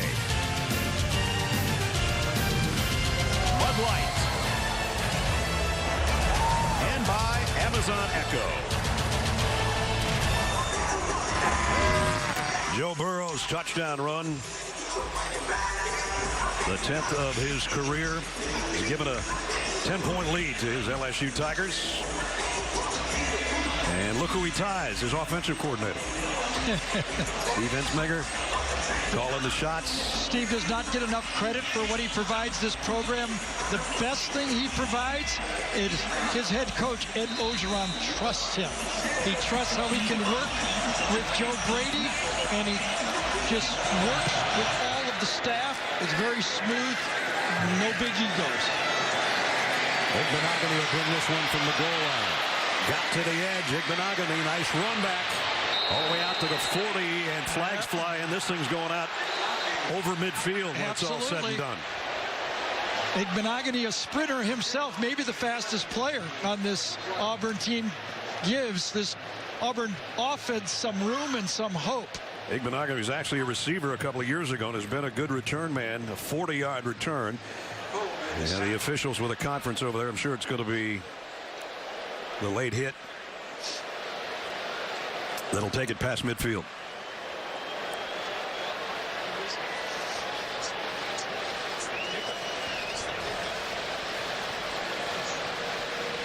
Might have been Avery Atkins, the guy that kicked off.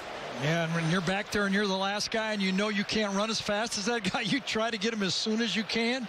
But this time, just a little bit out of bounds.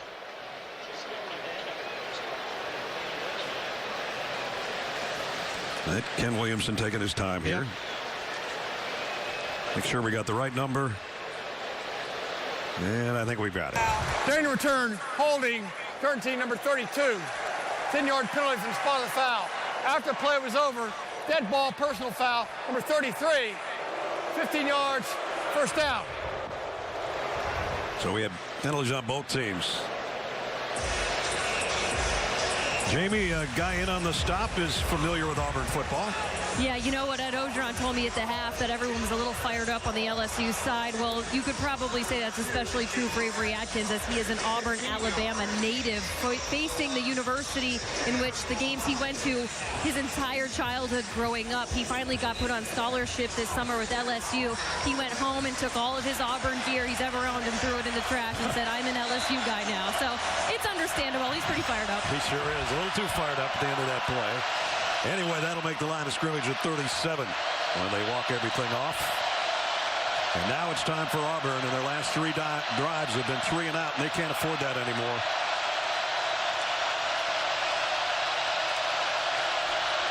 Blitz off the corner. Nix has to run around it.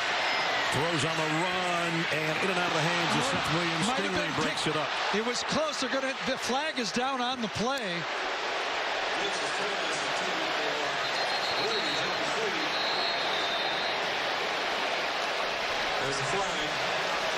And you're right. Nix had to get out of the pocket. Pass interference, defense number 3. 15-yard penalty for the previous spot. Automatic first down. So to add insult to injury, Jacoby Stevens walking out holding his neck, but also got called for the pass interference. Thought it was Stingley that was holding, and Jacoby Stevens almost intercepted, and he runs into the bench. That's how he why gets his hurt. neck is hurt. Yes. I don't think he's anywhere near the... Well, no, I didn't think it was him that held. I thought it was Stingley that held on the play. I think they just got the number wrong. So I was going to say before this drive, if you're Gus Malzahn, you have to go up to your quarterback, Bo Nix, and said, listen, Bo, you did it in a game before. You did it against Oregon. it wasn't just the last pass. You were 4 for 6 on that last drive. Take it. Go out there. Give us something in the fourth quarter. That's only the second first down of this half, and that's by penalty. Now a wide snap, and Nix has just got to cover it where he can at the 30-yard line. That one wasn't even close. Wasn't even close.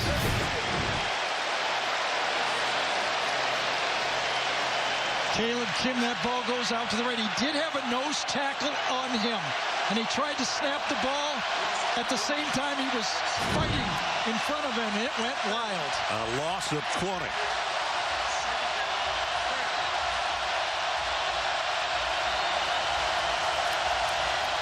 Now you can't expect to get it all back in one chunk, but you want to keep your offense on the field with 12 and a half to go.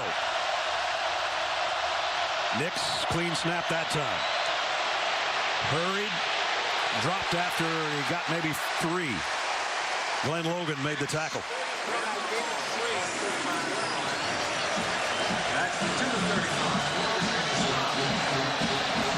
On the crossing route, you have to be ready to take players. Watch as Schwartz comes across. The linebacker helps on the play and runs with Schwartz. That takes him away. Remember, that's the same play Auburn ran earlier when they got the 3rd and long first down. Schwartz has been a non-factor again here today after being very much part of the offense a week ago. 3rd and 27. You got a call for this one? Nix, screen pass to the wideout Schwartz, who I just mentioned, and that's only 4 or 5 yards, and it's 3 and out again. And Jacoby Stevens' neck must be okay, right? Because he came back in the game, and number 3 is the one who cleans up and makes the tackle.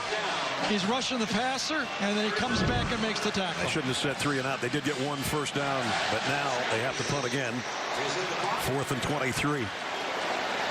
And their first down was by penalty. Exactly, and the other one was a 70-yard run by Williams. This half, those are the 2 first downs for Auburn. 8th punt today by Sipas.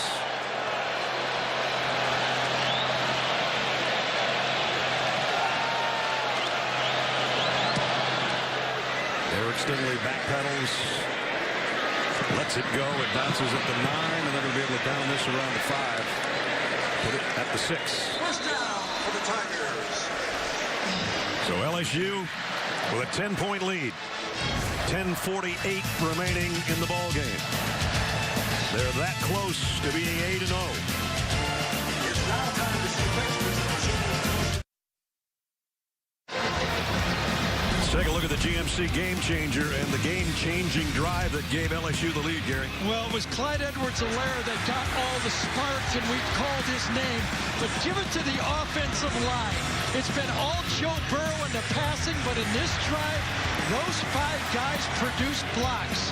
You could watch them yourself, slow them down, because all across that line, Charles, McGee, Cushenberry, Lewis, and Deculus all came up with key blocks, and those 5 guys said, we don't just throw the ball here, we can run when we have to. 45 of that 101 was on that drive, all by Edwards-Helaire to give them the lead. Now, with a 10-point lead, 10:48 remaining, they start at the 6. Same guy, bounces it outside, Edwards-Helaire. And a shot on Igbenogany at the end, just for good measure. I think his size helps him here. He hides behind the big offensive line. The linebackers can't find him. You see Britt, he was standing right there, and he couldn't see him.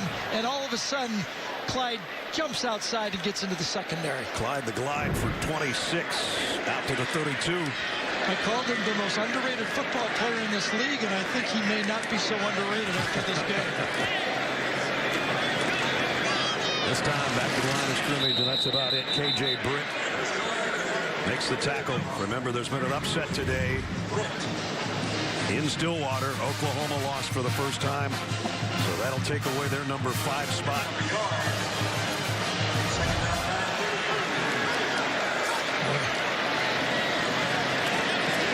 Actually, Manhattan, I said Stillwater, thinking Oklahoma State. Well, that was a gift, and you can't give Joe Burrow, the senior quarterback, a gift. They didn't line up Auburn properly. I put it to fatigue. They're wearing out. They're not lining up. They're not as tight on the receivers. It was an easy throw and a gimme to 3rd and short. Prior to the snap, timeout, LSU. LSU with a timeout with 9:38 remaining.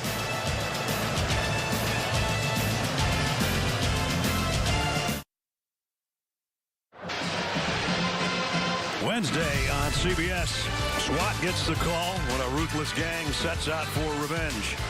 Shamar Moore stars Wednesday at 10, 9 Central on CBS. This guy's been central to the LSU offense today. Edwards-Helaire.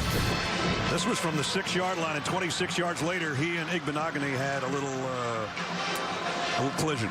Yes, it was. Noggin to noggin there, wasn't it? Noggin in the noggin. He's got 128 yards. And this Auburn defense has to win this down. The clock is going down right now. Another 2.5 minutes will go off.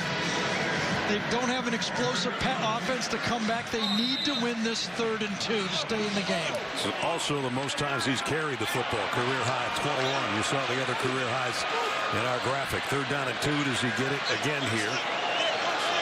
Auburn trying to change up their defense a little bit. LSU takes its time. They have not been able to run 3rd and short and carve out a lot of room. Let's see what Brady and Emsinger comes up with. Edwards-Helaire. Nothing. No. Got stoned that time by KJ Britt. Yep, nothing. Running in the middle has not been good on 3rd down. That's 2 4th downs, the goal line play, and this time Britt beats the block by Deculus and makes the play. LSU has had 8 3rd or 4th down and 1s today. They got another 4th down and 1 right here. Zach Van Rosenberg to punt. Anthony Schwartz this time is back deep. Their defense keeps them in the game, though. Auburn have too many guys on the field. I think it was procedure. False start. Offense, number 3. 5-yard penalty. Remains 4th down.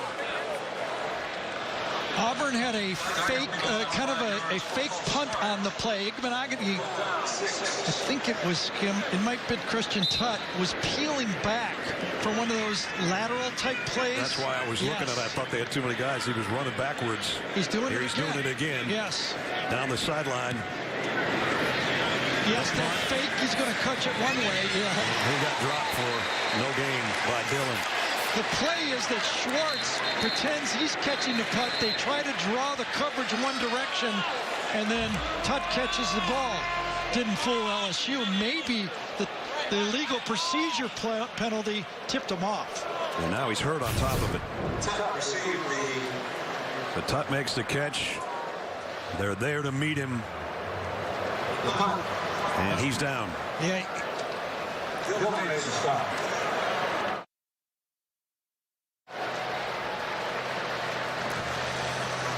So Christian Tutt, right leg, being helped off the field. It could be dangerous too. Derek Dillon tackles Christian Tutt, but watch how he gets whipped. His leg spins and runs into the back of Noah Igbenogany on the play, and that's why his right knee kind of gets flexed on the play. Hope it isn't too serious. His foot hit the top of Igbenogany's helmet. So now 8:48 remaining and 2 timeouts, now or never, right, Gary? Absolutely, and now you just got to call plays. You say, I can't hide you anymore. You just got to make plays. Screen play to DJ Williams, and that's a good play. Pickup of about 12. And that is the biggest pass play this half for Bo Nix. Got about a dozen. He didn't throw it that far, but he picked up 13 thanks to Williams. He had 8 yards passing before that one. And if you're Auburn, you're thinking, I got to have at least a field goal here to put the pressure or keep the pressure on LSU. At the 49. This one thrown in the ground. Eli Stove was the closest receiver. Gus Malzahn trying to pick off a top 10 team, a top 2 team. As Auburn head coach, a lot of times those are against Alabama. Here it's against LSU. Down 10. 2nd and 10. Ruby Whitlow gives it off. Could be an end around. Back to Nix on a flea flicker of sorts, but nobody open. And Nix has to throw it away. That was a lot of wasted energy for nothing. Yeah, Delpit and Stingley, though, were not fooled. The 2 stars of the secondary Delpit is going to go back and take the deep flea flicker throw away, and Stingley sees it and senses it as well, and they double cover Seth Williams on the play. 3rd and 10. You got to be good and smart, and they were both on that play for the LSU secondary. And now they've The snap, therefore he can't legally ground the ball. It's loss of down in the spot of the foul. We're down. second intentional grounding of the day against Nix. I really didn't see that. I had my eyes downfield looking at Seth Williams getting deep on the play. But you got to get it across the line of scrimmage when you're out, even if you're outside of the pocket. Another loss, this time of 13 yards. They're going the wrong way with time of the essence at 8:20. 3rd and 23. Here comes a blitz in the secondary. Wow, I thought Stingley was going to pick that off and take it home. But If it had been a little bit more of an accurate pass, he probably would have, but the ball was thrown to the outside, and he had no chance. Stingley reads it, he breaks on it, but the ball wasn't thrown well enough to be picked off. so they had no choice because of that grounding, but to punt it again. And the teaching continues and the coaching continues. I feel bad for Bo Nix. He's going to be a great football player, but he's playing against a good, smart defense. Dave Aranda's defense has a lot of movable parts, and he's not been able to get it going.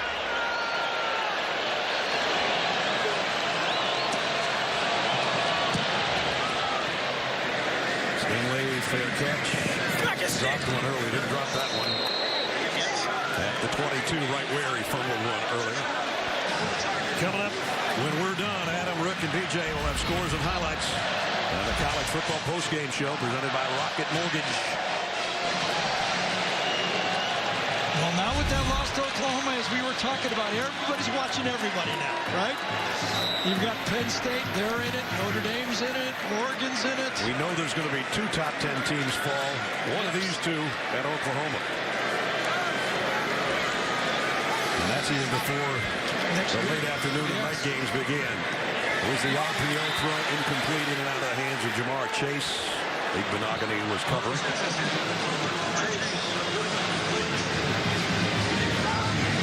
Joe Burrow has a touchdown pass and a touchdown run today.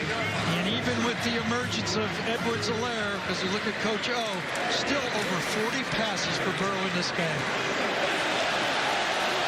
And that's Tyrion Davis-Price, the bigger back. The freshman going straight ahead. 7-3 against top 10 teams as a head coach. And all 3 of those losses, as I said earlier about Auburn, to Alabama. And that matchup is a couple of weeks from now. Whether Alabama will still be undefeated, yet to be determined. They play Arkansas tonight. Whether LSU is still undefeated, we've got 7.5 minutes to decide that here. It's 4th down.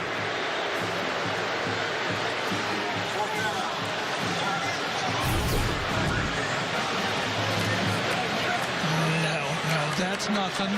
Ed, that's called a Heisman, right? When you fall down like that. Now, he kind of sold it, but not. The official was right there. That was not a dirty play at all. Now they got Will Hastings back as the punt return man. And Will's got a call for a fair catch as well around the 27-yard line. Well, LSU keeps giving Auburn chances. Yep. Here's the offense again. Absolutely. Now you got to do something with it. We got a flag down back around the line of scrimmage. 45-yard kick.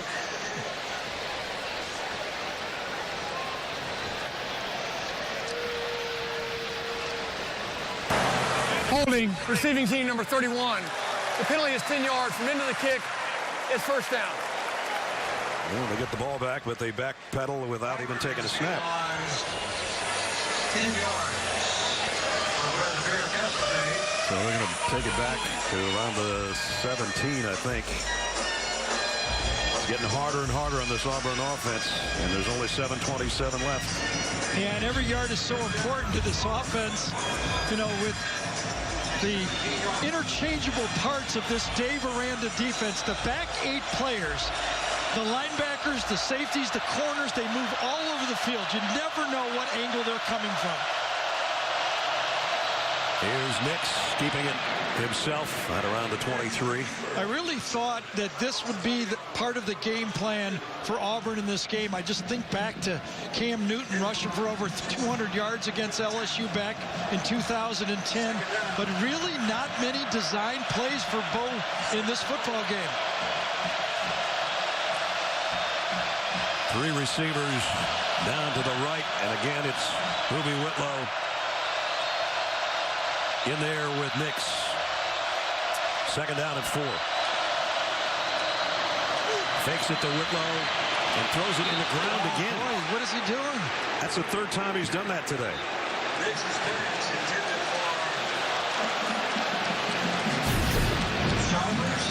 Let's see if Shivers was close enough this time. He was down on the ground, yes, and he bounced it right at Shivers, so he's going to get away with that one. 3rd and 4.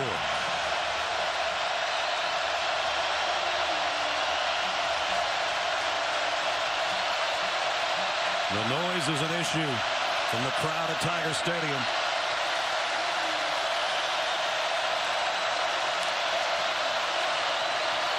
Nix.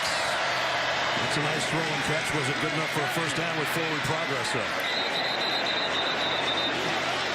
I don't see an official close enough to that play to let you know. Gets to the bunch formation, thrown to the outside. Jacoby Stevens was right on the line from this end of it, throwing to the tight end of the outside that time to A.J. Wilson. And they just play on, and with that, he drops about 2 yards farther back. I think Gus wants a measurement or a replay. He wants a replay on the spot. He thought he was going to get one. The field, the runner was short in line to gain. The previous play is under review. That's what he was looking for. He didn't want to use. He's got 2 timeouts left. Here's a look. Catches the ball right at the down marker. Now, where does the official spot it? He spots it short, but will the replay official call it a 1st down or even close enough for a measurement? If the whistle didn't stop, his 2nd effort got it back to him. If he didn't get it the 1st time, that's just my opinion. Yeah, all the pushing at the end of the play, he kind of pushed him close, didn't he? And we don't know when the whistle was blown exactly. Here's the initial play. It looks like J.J. Wilson might have the 1st down right there if it was just forward progress. To me, that's forward progress, and the whistle should blow. But nowadays, they let it go a little far, and I think that's a safety issue. I actually wish they would just call forward progress and blow the whistle. Instead, it was play on, and then Wilson does his best to fight back and stretch out. And if the whistle didn't blow, I think he got the 1st down twice.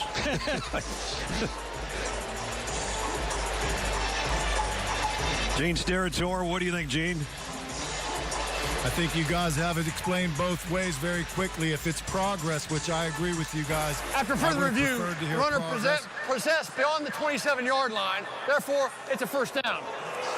So Gene, they went with really good job, guys. He's from the original possession, the catch, and then him being driven back. And they've taken that furthest point, and they've awarded him a 1st down. And I agree that that's what they should have done as well. You think they should have blown the whistle earlier, though, or do you like the way they let it go and let the replay official fix it? No, you call that quickly, Gary, because it saves that cheap shot that may come in when you're trying to fight it. Agree. Well, they certainly needed it, and now the streak on the sideline as Seth Williams trying to find the handle and couldn't, and Derek Stingley covering again. Yeah, that's not your regular true freshman corner out there. He's about 6'2" and about as comfortable as a guy on an island could be. Doesn't look phased, does he? Not at all. Closest I can remember, really, with his type of attitude is Charles Woodson, covering him back in the day. That's Canella in motion. It'll set up in the slot. Yep, illegal procedure. It's going to be on Seth Williams, number 18. 2 of them. 2 of them moving. 18. Okay. Yeah, I think Williams moved and False start. Offense, number 18. 5-yard penalty. Remains 2nd down.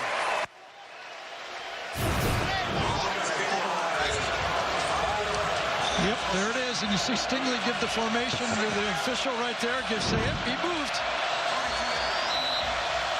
Wonder if you start challenging 1 and 5 instead of 24.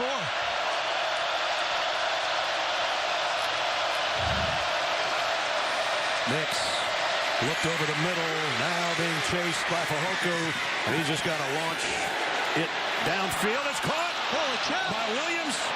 I thought he was throwing it away. What a play. Well, that one, number 18 won the battle, didn't he? And that's why Gus Malzahn threw the one at the end of the half. Because that's what Seth Williams does sometimes. I thought he was throwing it in the bench. So did I. Seth Williams said before it hits the bench, I'm going to try to grab this thing. Now a 2-yard gain on the inside. Again, a field goal puts the pressure on LSU. Still time. I just wonder if Bo Nix was out of bounds before he threw the ball. Nope, he jumped in the air. Yep. Little jump pass and a jump catch at the end. 33-yard pickup. Second down and 9 now at the 43. Stacked receivers both ways. Nick looks one way, comes back. DJ Williams with some open field. The flag is down as Williams. Yeah, coming back. South Canella, number 80. Interference at the line of scrimmage. He blocks on the play, and he's going to get called. He may be blindside block on the play. I think he hits Jacob Phillips, number 6. Oh, boy, and Grant Delpit's down at the end of the play. Yeah, it's a blindside block. It's behind the line of scrimmage. You can do it, but you can't block the blindside. You can shield them. You can't hit them like that this year. Personal foul, illegal blindside block, offense number 80. 15-yard penalty from the spot of the foul. Repeat, second down. And now we've got the best player on the defense down for LSU. Well, and it makes it interesting thinking forward a little bit. At the end of the play, he gets rolled over. It's his left ankle that gets caught on the play. And how ironic is this? With the game coming up with Alabama, maybe 2 of the key players in the game could have bad ankles. Tua Tagovailoa being the other one. Oh, boy. Yeah, it's his left ankle. He's lucky he got it out of the ground. You know what? Field might have helped him. Absolutely. The wet turf there might have allowed him to get his foot out of the ground there. He was almost grabbing it as he was going down, and that's obviously the reaction of all the LSU fans. But remember, Tua walked off the field as well. Yeah. Delpit, semifinalist for the Thorpe Award as the best defensive back in the country. One of 4 from the SEC and being helped off. And everybody holding their breath. She goes, last year we didn't have Devin White for a half, and now we might have an injured Grant Delpit.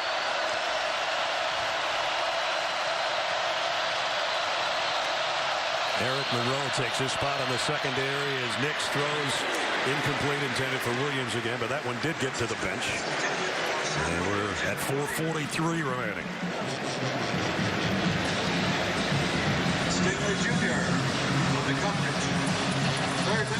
Third down and 24. Yeah, I don't think you have any choice here. If you pick up enough yardage to kick a field goal, otherwise it's 4 downs.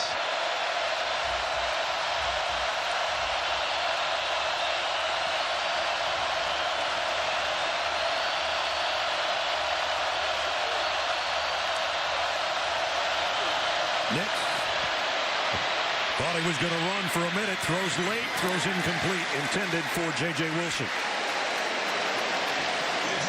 Well, I was thinking the only chance, is throw the ball downfield. Bo Nix does a good job. Dave Aranda continues to bring pressure all this game. Lets Bo Nix see it, comes out of it on the run, throws it, but not quite accurate enough. Again, he had him open.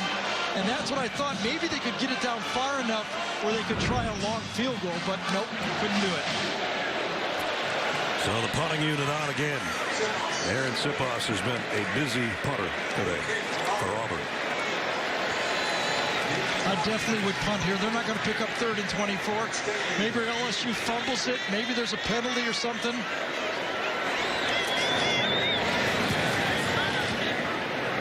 Stingley also the fair catch and lets it go. And it'll be all the way down to the 4. Yeah, your only chance here is to get a 3 and out, score quickly, an onside kick. So that's what we've got that we're looking at with 4:26 remaining. Each team with 2 timeouts. Joe Burrow today has picked up his 8th career 300-plus passing game and his 11th straight game with at least 20 completions. Yeah, that's amazing because that is an LSU record. The old record was 3 games in a row. He's standing in his own end zone right now as they start from the floor. Edwards-Helaire with him, gets the carry, and who did he get popped by K.J. Britt again? K.J. Britt. We saw him beat for a touchdown against Florida, but boy, is he going to be a linebacker in his day. As he grows up and in the box already, he is a handful. Man. In tight quarters, he can hit. No gain on that one. 2nd down and 10, but we're under 4 minutes. Joe Burrow taking his time. Yep, snapped it under 5.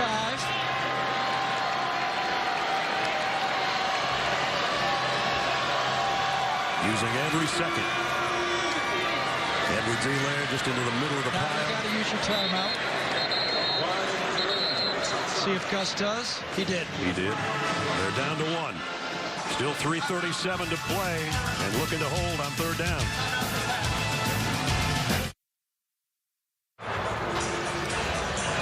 There's the SEC West standings as we have it right now. Alabama still got a date tonight with Arkansas. LSU could move in to a 4-0 spot. Auburn would drop to 3-2 along with Texas A&M. I will say this, and if you're not an SEC fan, close your ears. But the loss with Oklahoma also means that 2 teams in the SEC now is alive to play in the playoffs as well. LSU loses a close game at Alabama, they'd stay alive. Especially that would be one that's possible. So everything is opened up in the playoffs with the loss by Oklahoma. All right, folks, you can start listening again. 3rd down and 9. Burrow's going to run it himself. Got it out around the 9-yard line. And 4th down. Listen, this is the way you have to play it. You might get a bad snap, block the punt, whatever. Jamie might have an update on Delpit, I think. Jamie? He's doing his best to try to get back in this game. He looks like he's in a ton of pain. It is that left ankle. They tried to tape it and retape it a couple of times. It looks like he's going to take a jog either into the locker room or down the sideline to warm up. You guys are seeing what I'm seeing right now. Where's that basically famous 7 that so many other players that have played here before him? Yeah. Teron Matthews, Patrick Peterson's, and remember that to play the position he plays, because he's all over the field, he has to have the ability to run. I mean, you can play quarterback with a little bit of a sprained ankle. Yeah. I don't know if you can play safety. Well, you look at notable safeties selected in the draft in the last basically 2 decades. Boy, we've That's covered some them all, good ones. haven't we? We've covered them all. Some good players right there. Absolutely. Says one of the main decisions is he wanted to come here because of those guys right there. Rosenberg came after him a little bit. And it's going to be around the 48-yard line, I think. The line of scrimmage. Tutt actually caught it out of bounds. Well, it started early in the 2nd half. Remember, the backed up Auburn was. Inaccurate throws was the story early, and it just stayed that way. He had possibilities, but he could not bring the accuracy when he needed it. Bo Nix has struggled in this football game throwing. He's not been able, and in modern-day football, I don't know if you can have a quarterback go 12 for 33 and expect to win. They marked it at the 49. No timeouts remaining for Auburn. Nix throws calmly over the middle to Schwartz. Schwartz trying to get to the edge, run out of bounds by Queen, but he did get a 1st down. So right now, if I'm on the bench for Auburn, I'm reminding my field goal team, be ready. Because we do not have timeouts. We may just have to kick it at any time if we don't get the touchdown. We'll go back to DJ Williams, only a couple yards there, and that'll work it down into 3 minutes. Interesting call there. I thought they'd all be in the air from here on in.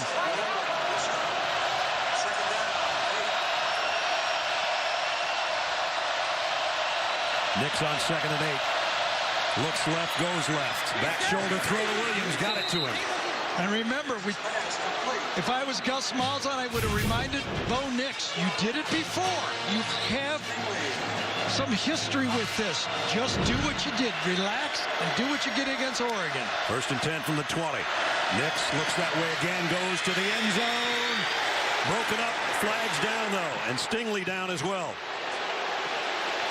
Be the second starter in the secondary shaken up for LSU here in the last 5 minutes. Yeah, I think Eric Monroe ran into Stingley on the play, didn't he? He came across and broke up the play, and he also wipes out Stingley. Pass interference, defense number 24. 15-yard penalty for previous spot. Automatic first down.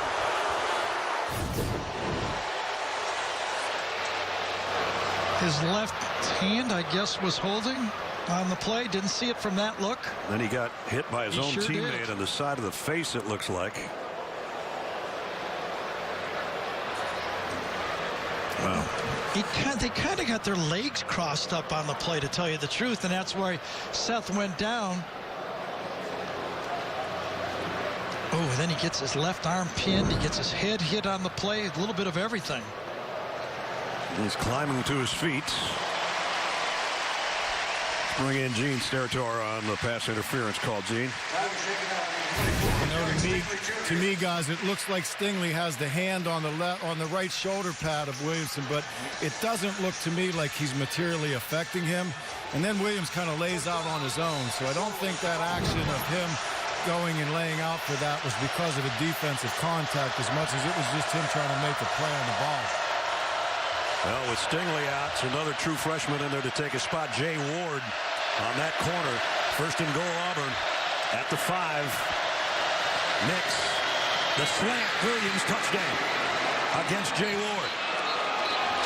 Boy, has Seth Williams stepped up here? And Bo Nix having bad stats all game, but keeps his team in it.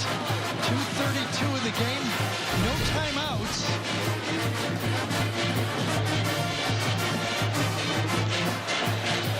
Nix just looks at him the whole way, throws the quick slant to number 18, touchdown. 8th of the year for Seth Williams. Extra point by Anders Carlson coming up. Up and good. So, Brad, we got about 150 seconds left in this football game and no timeouts. 40 seconds on the clock means you're going to blow 120 seconds if you kick it to Auburn. I think they have to go onside kick here. Your chances are good, but that's probably your only chance. Right. It's going to be under a minute if you do it any other way. It'll be interesting just to see who all comes out for both teams, especially for LSU. And remember, Delpit is their onside kick guy that is back there that they trust with getting the ball, and I don't think he can get in the game. Well, we talked about the last 3 games have been decided by a total of 10 points between these two teams. Missed field goals, a bunch of them in 2005. And then LSU with a touchdown in 07. Demetrius Byrd. Yeah, that was a great one. And then Auburn led by 20 early in the second quarter and had it go awry. Yes, and you see Delpit on the bench. That means his sub is in there for the onside kick. Is it Stefan Sullivan, number 10? We got cross kickers here, Carlson and Ledbetter. Who's going to kick it? To the left side, a big hop, and almost recovered by Auburn, but I think it's Derek Dillon on the bottom of the pile. Let's wait and see.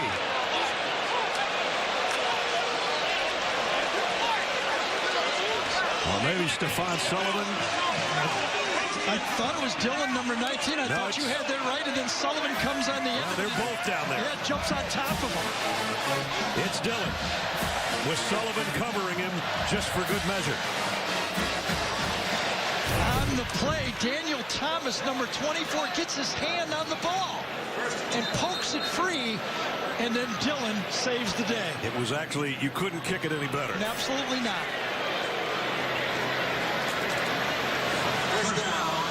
So first down at the 48 for LSU, and Auburn can't stop it. They'll get the ball right around 25 seconds. Without a first down, of course. Burrow's in the shotgun. Edwards-Helaire cuts it outside and slides down. What a smart move. Yes, it was. At the 40-yard line. There is a flag.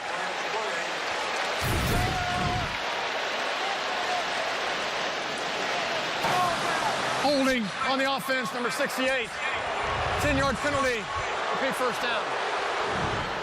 Damian Lewis, the right guard, called for the holding. Yes, they did run to the right, and he was blocking his man to the right, and then he kind of threw him down.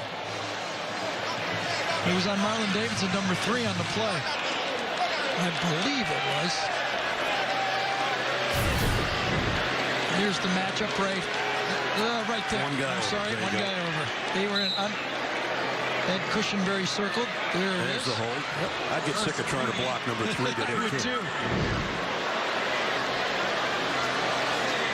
Joe Burrow just walking in circles right now to let the play clock wind down. It's going to be around 2 minutes remaining when they snap it. They don't have to run another play. Edwards-Helaire, they go right back to him.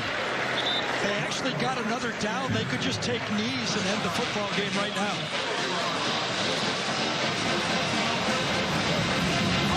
At the 44, the clock in LSU's favor.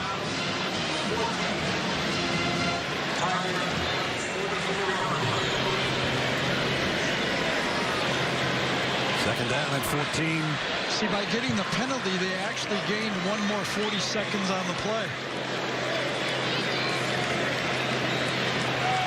And again, Burrow just standing still. Ian Helaire. They work the clock down to 2. And Edwards-Helaire will be stopped for a yard loss. We'll bring up third down at 15. And now we got a lineman for LSU down. KJ Britt helps him up. That was ridiculous.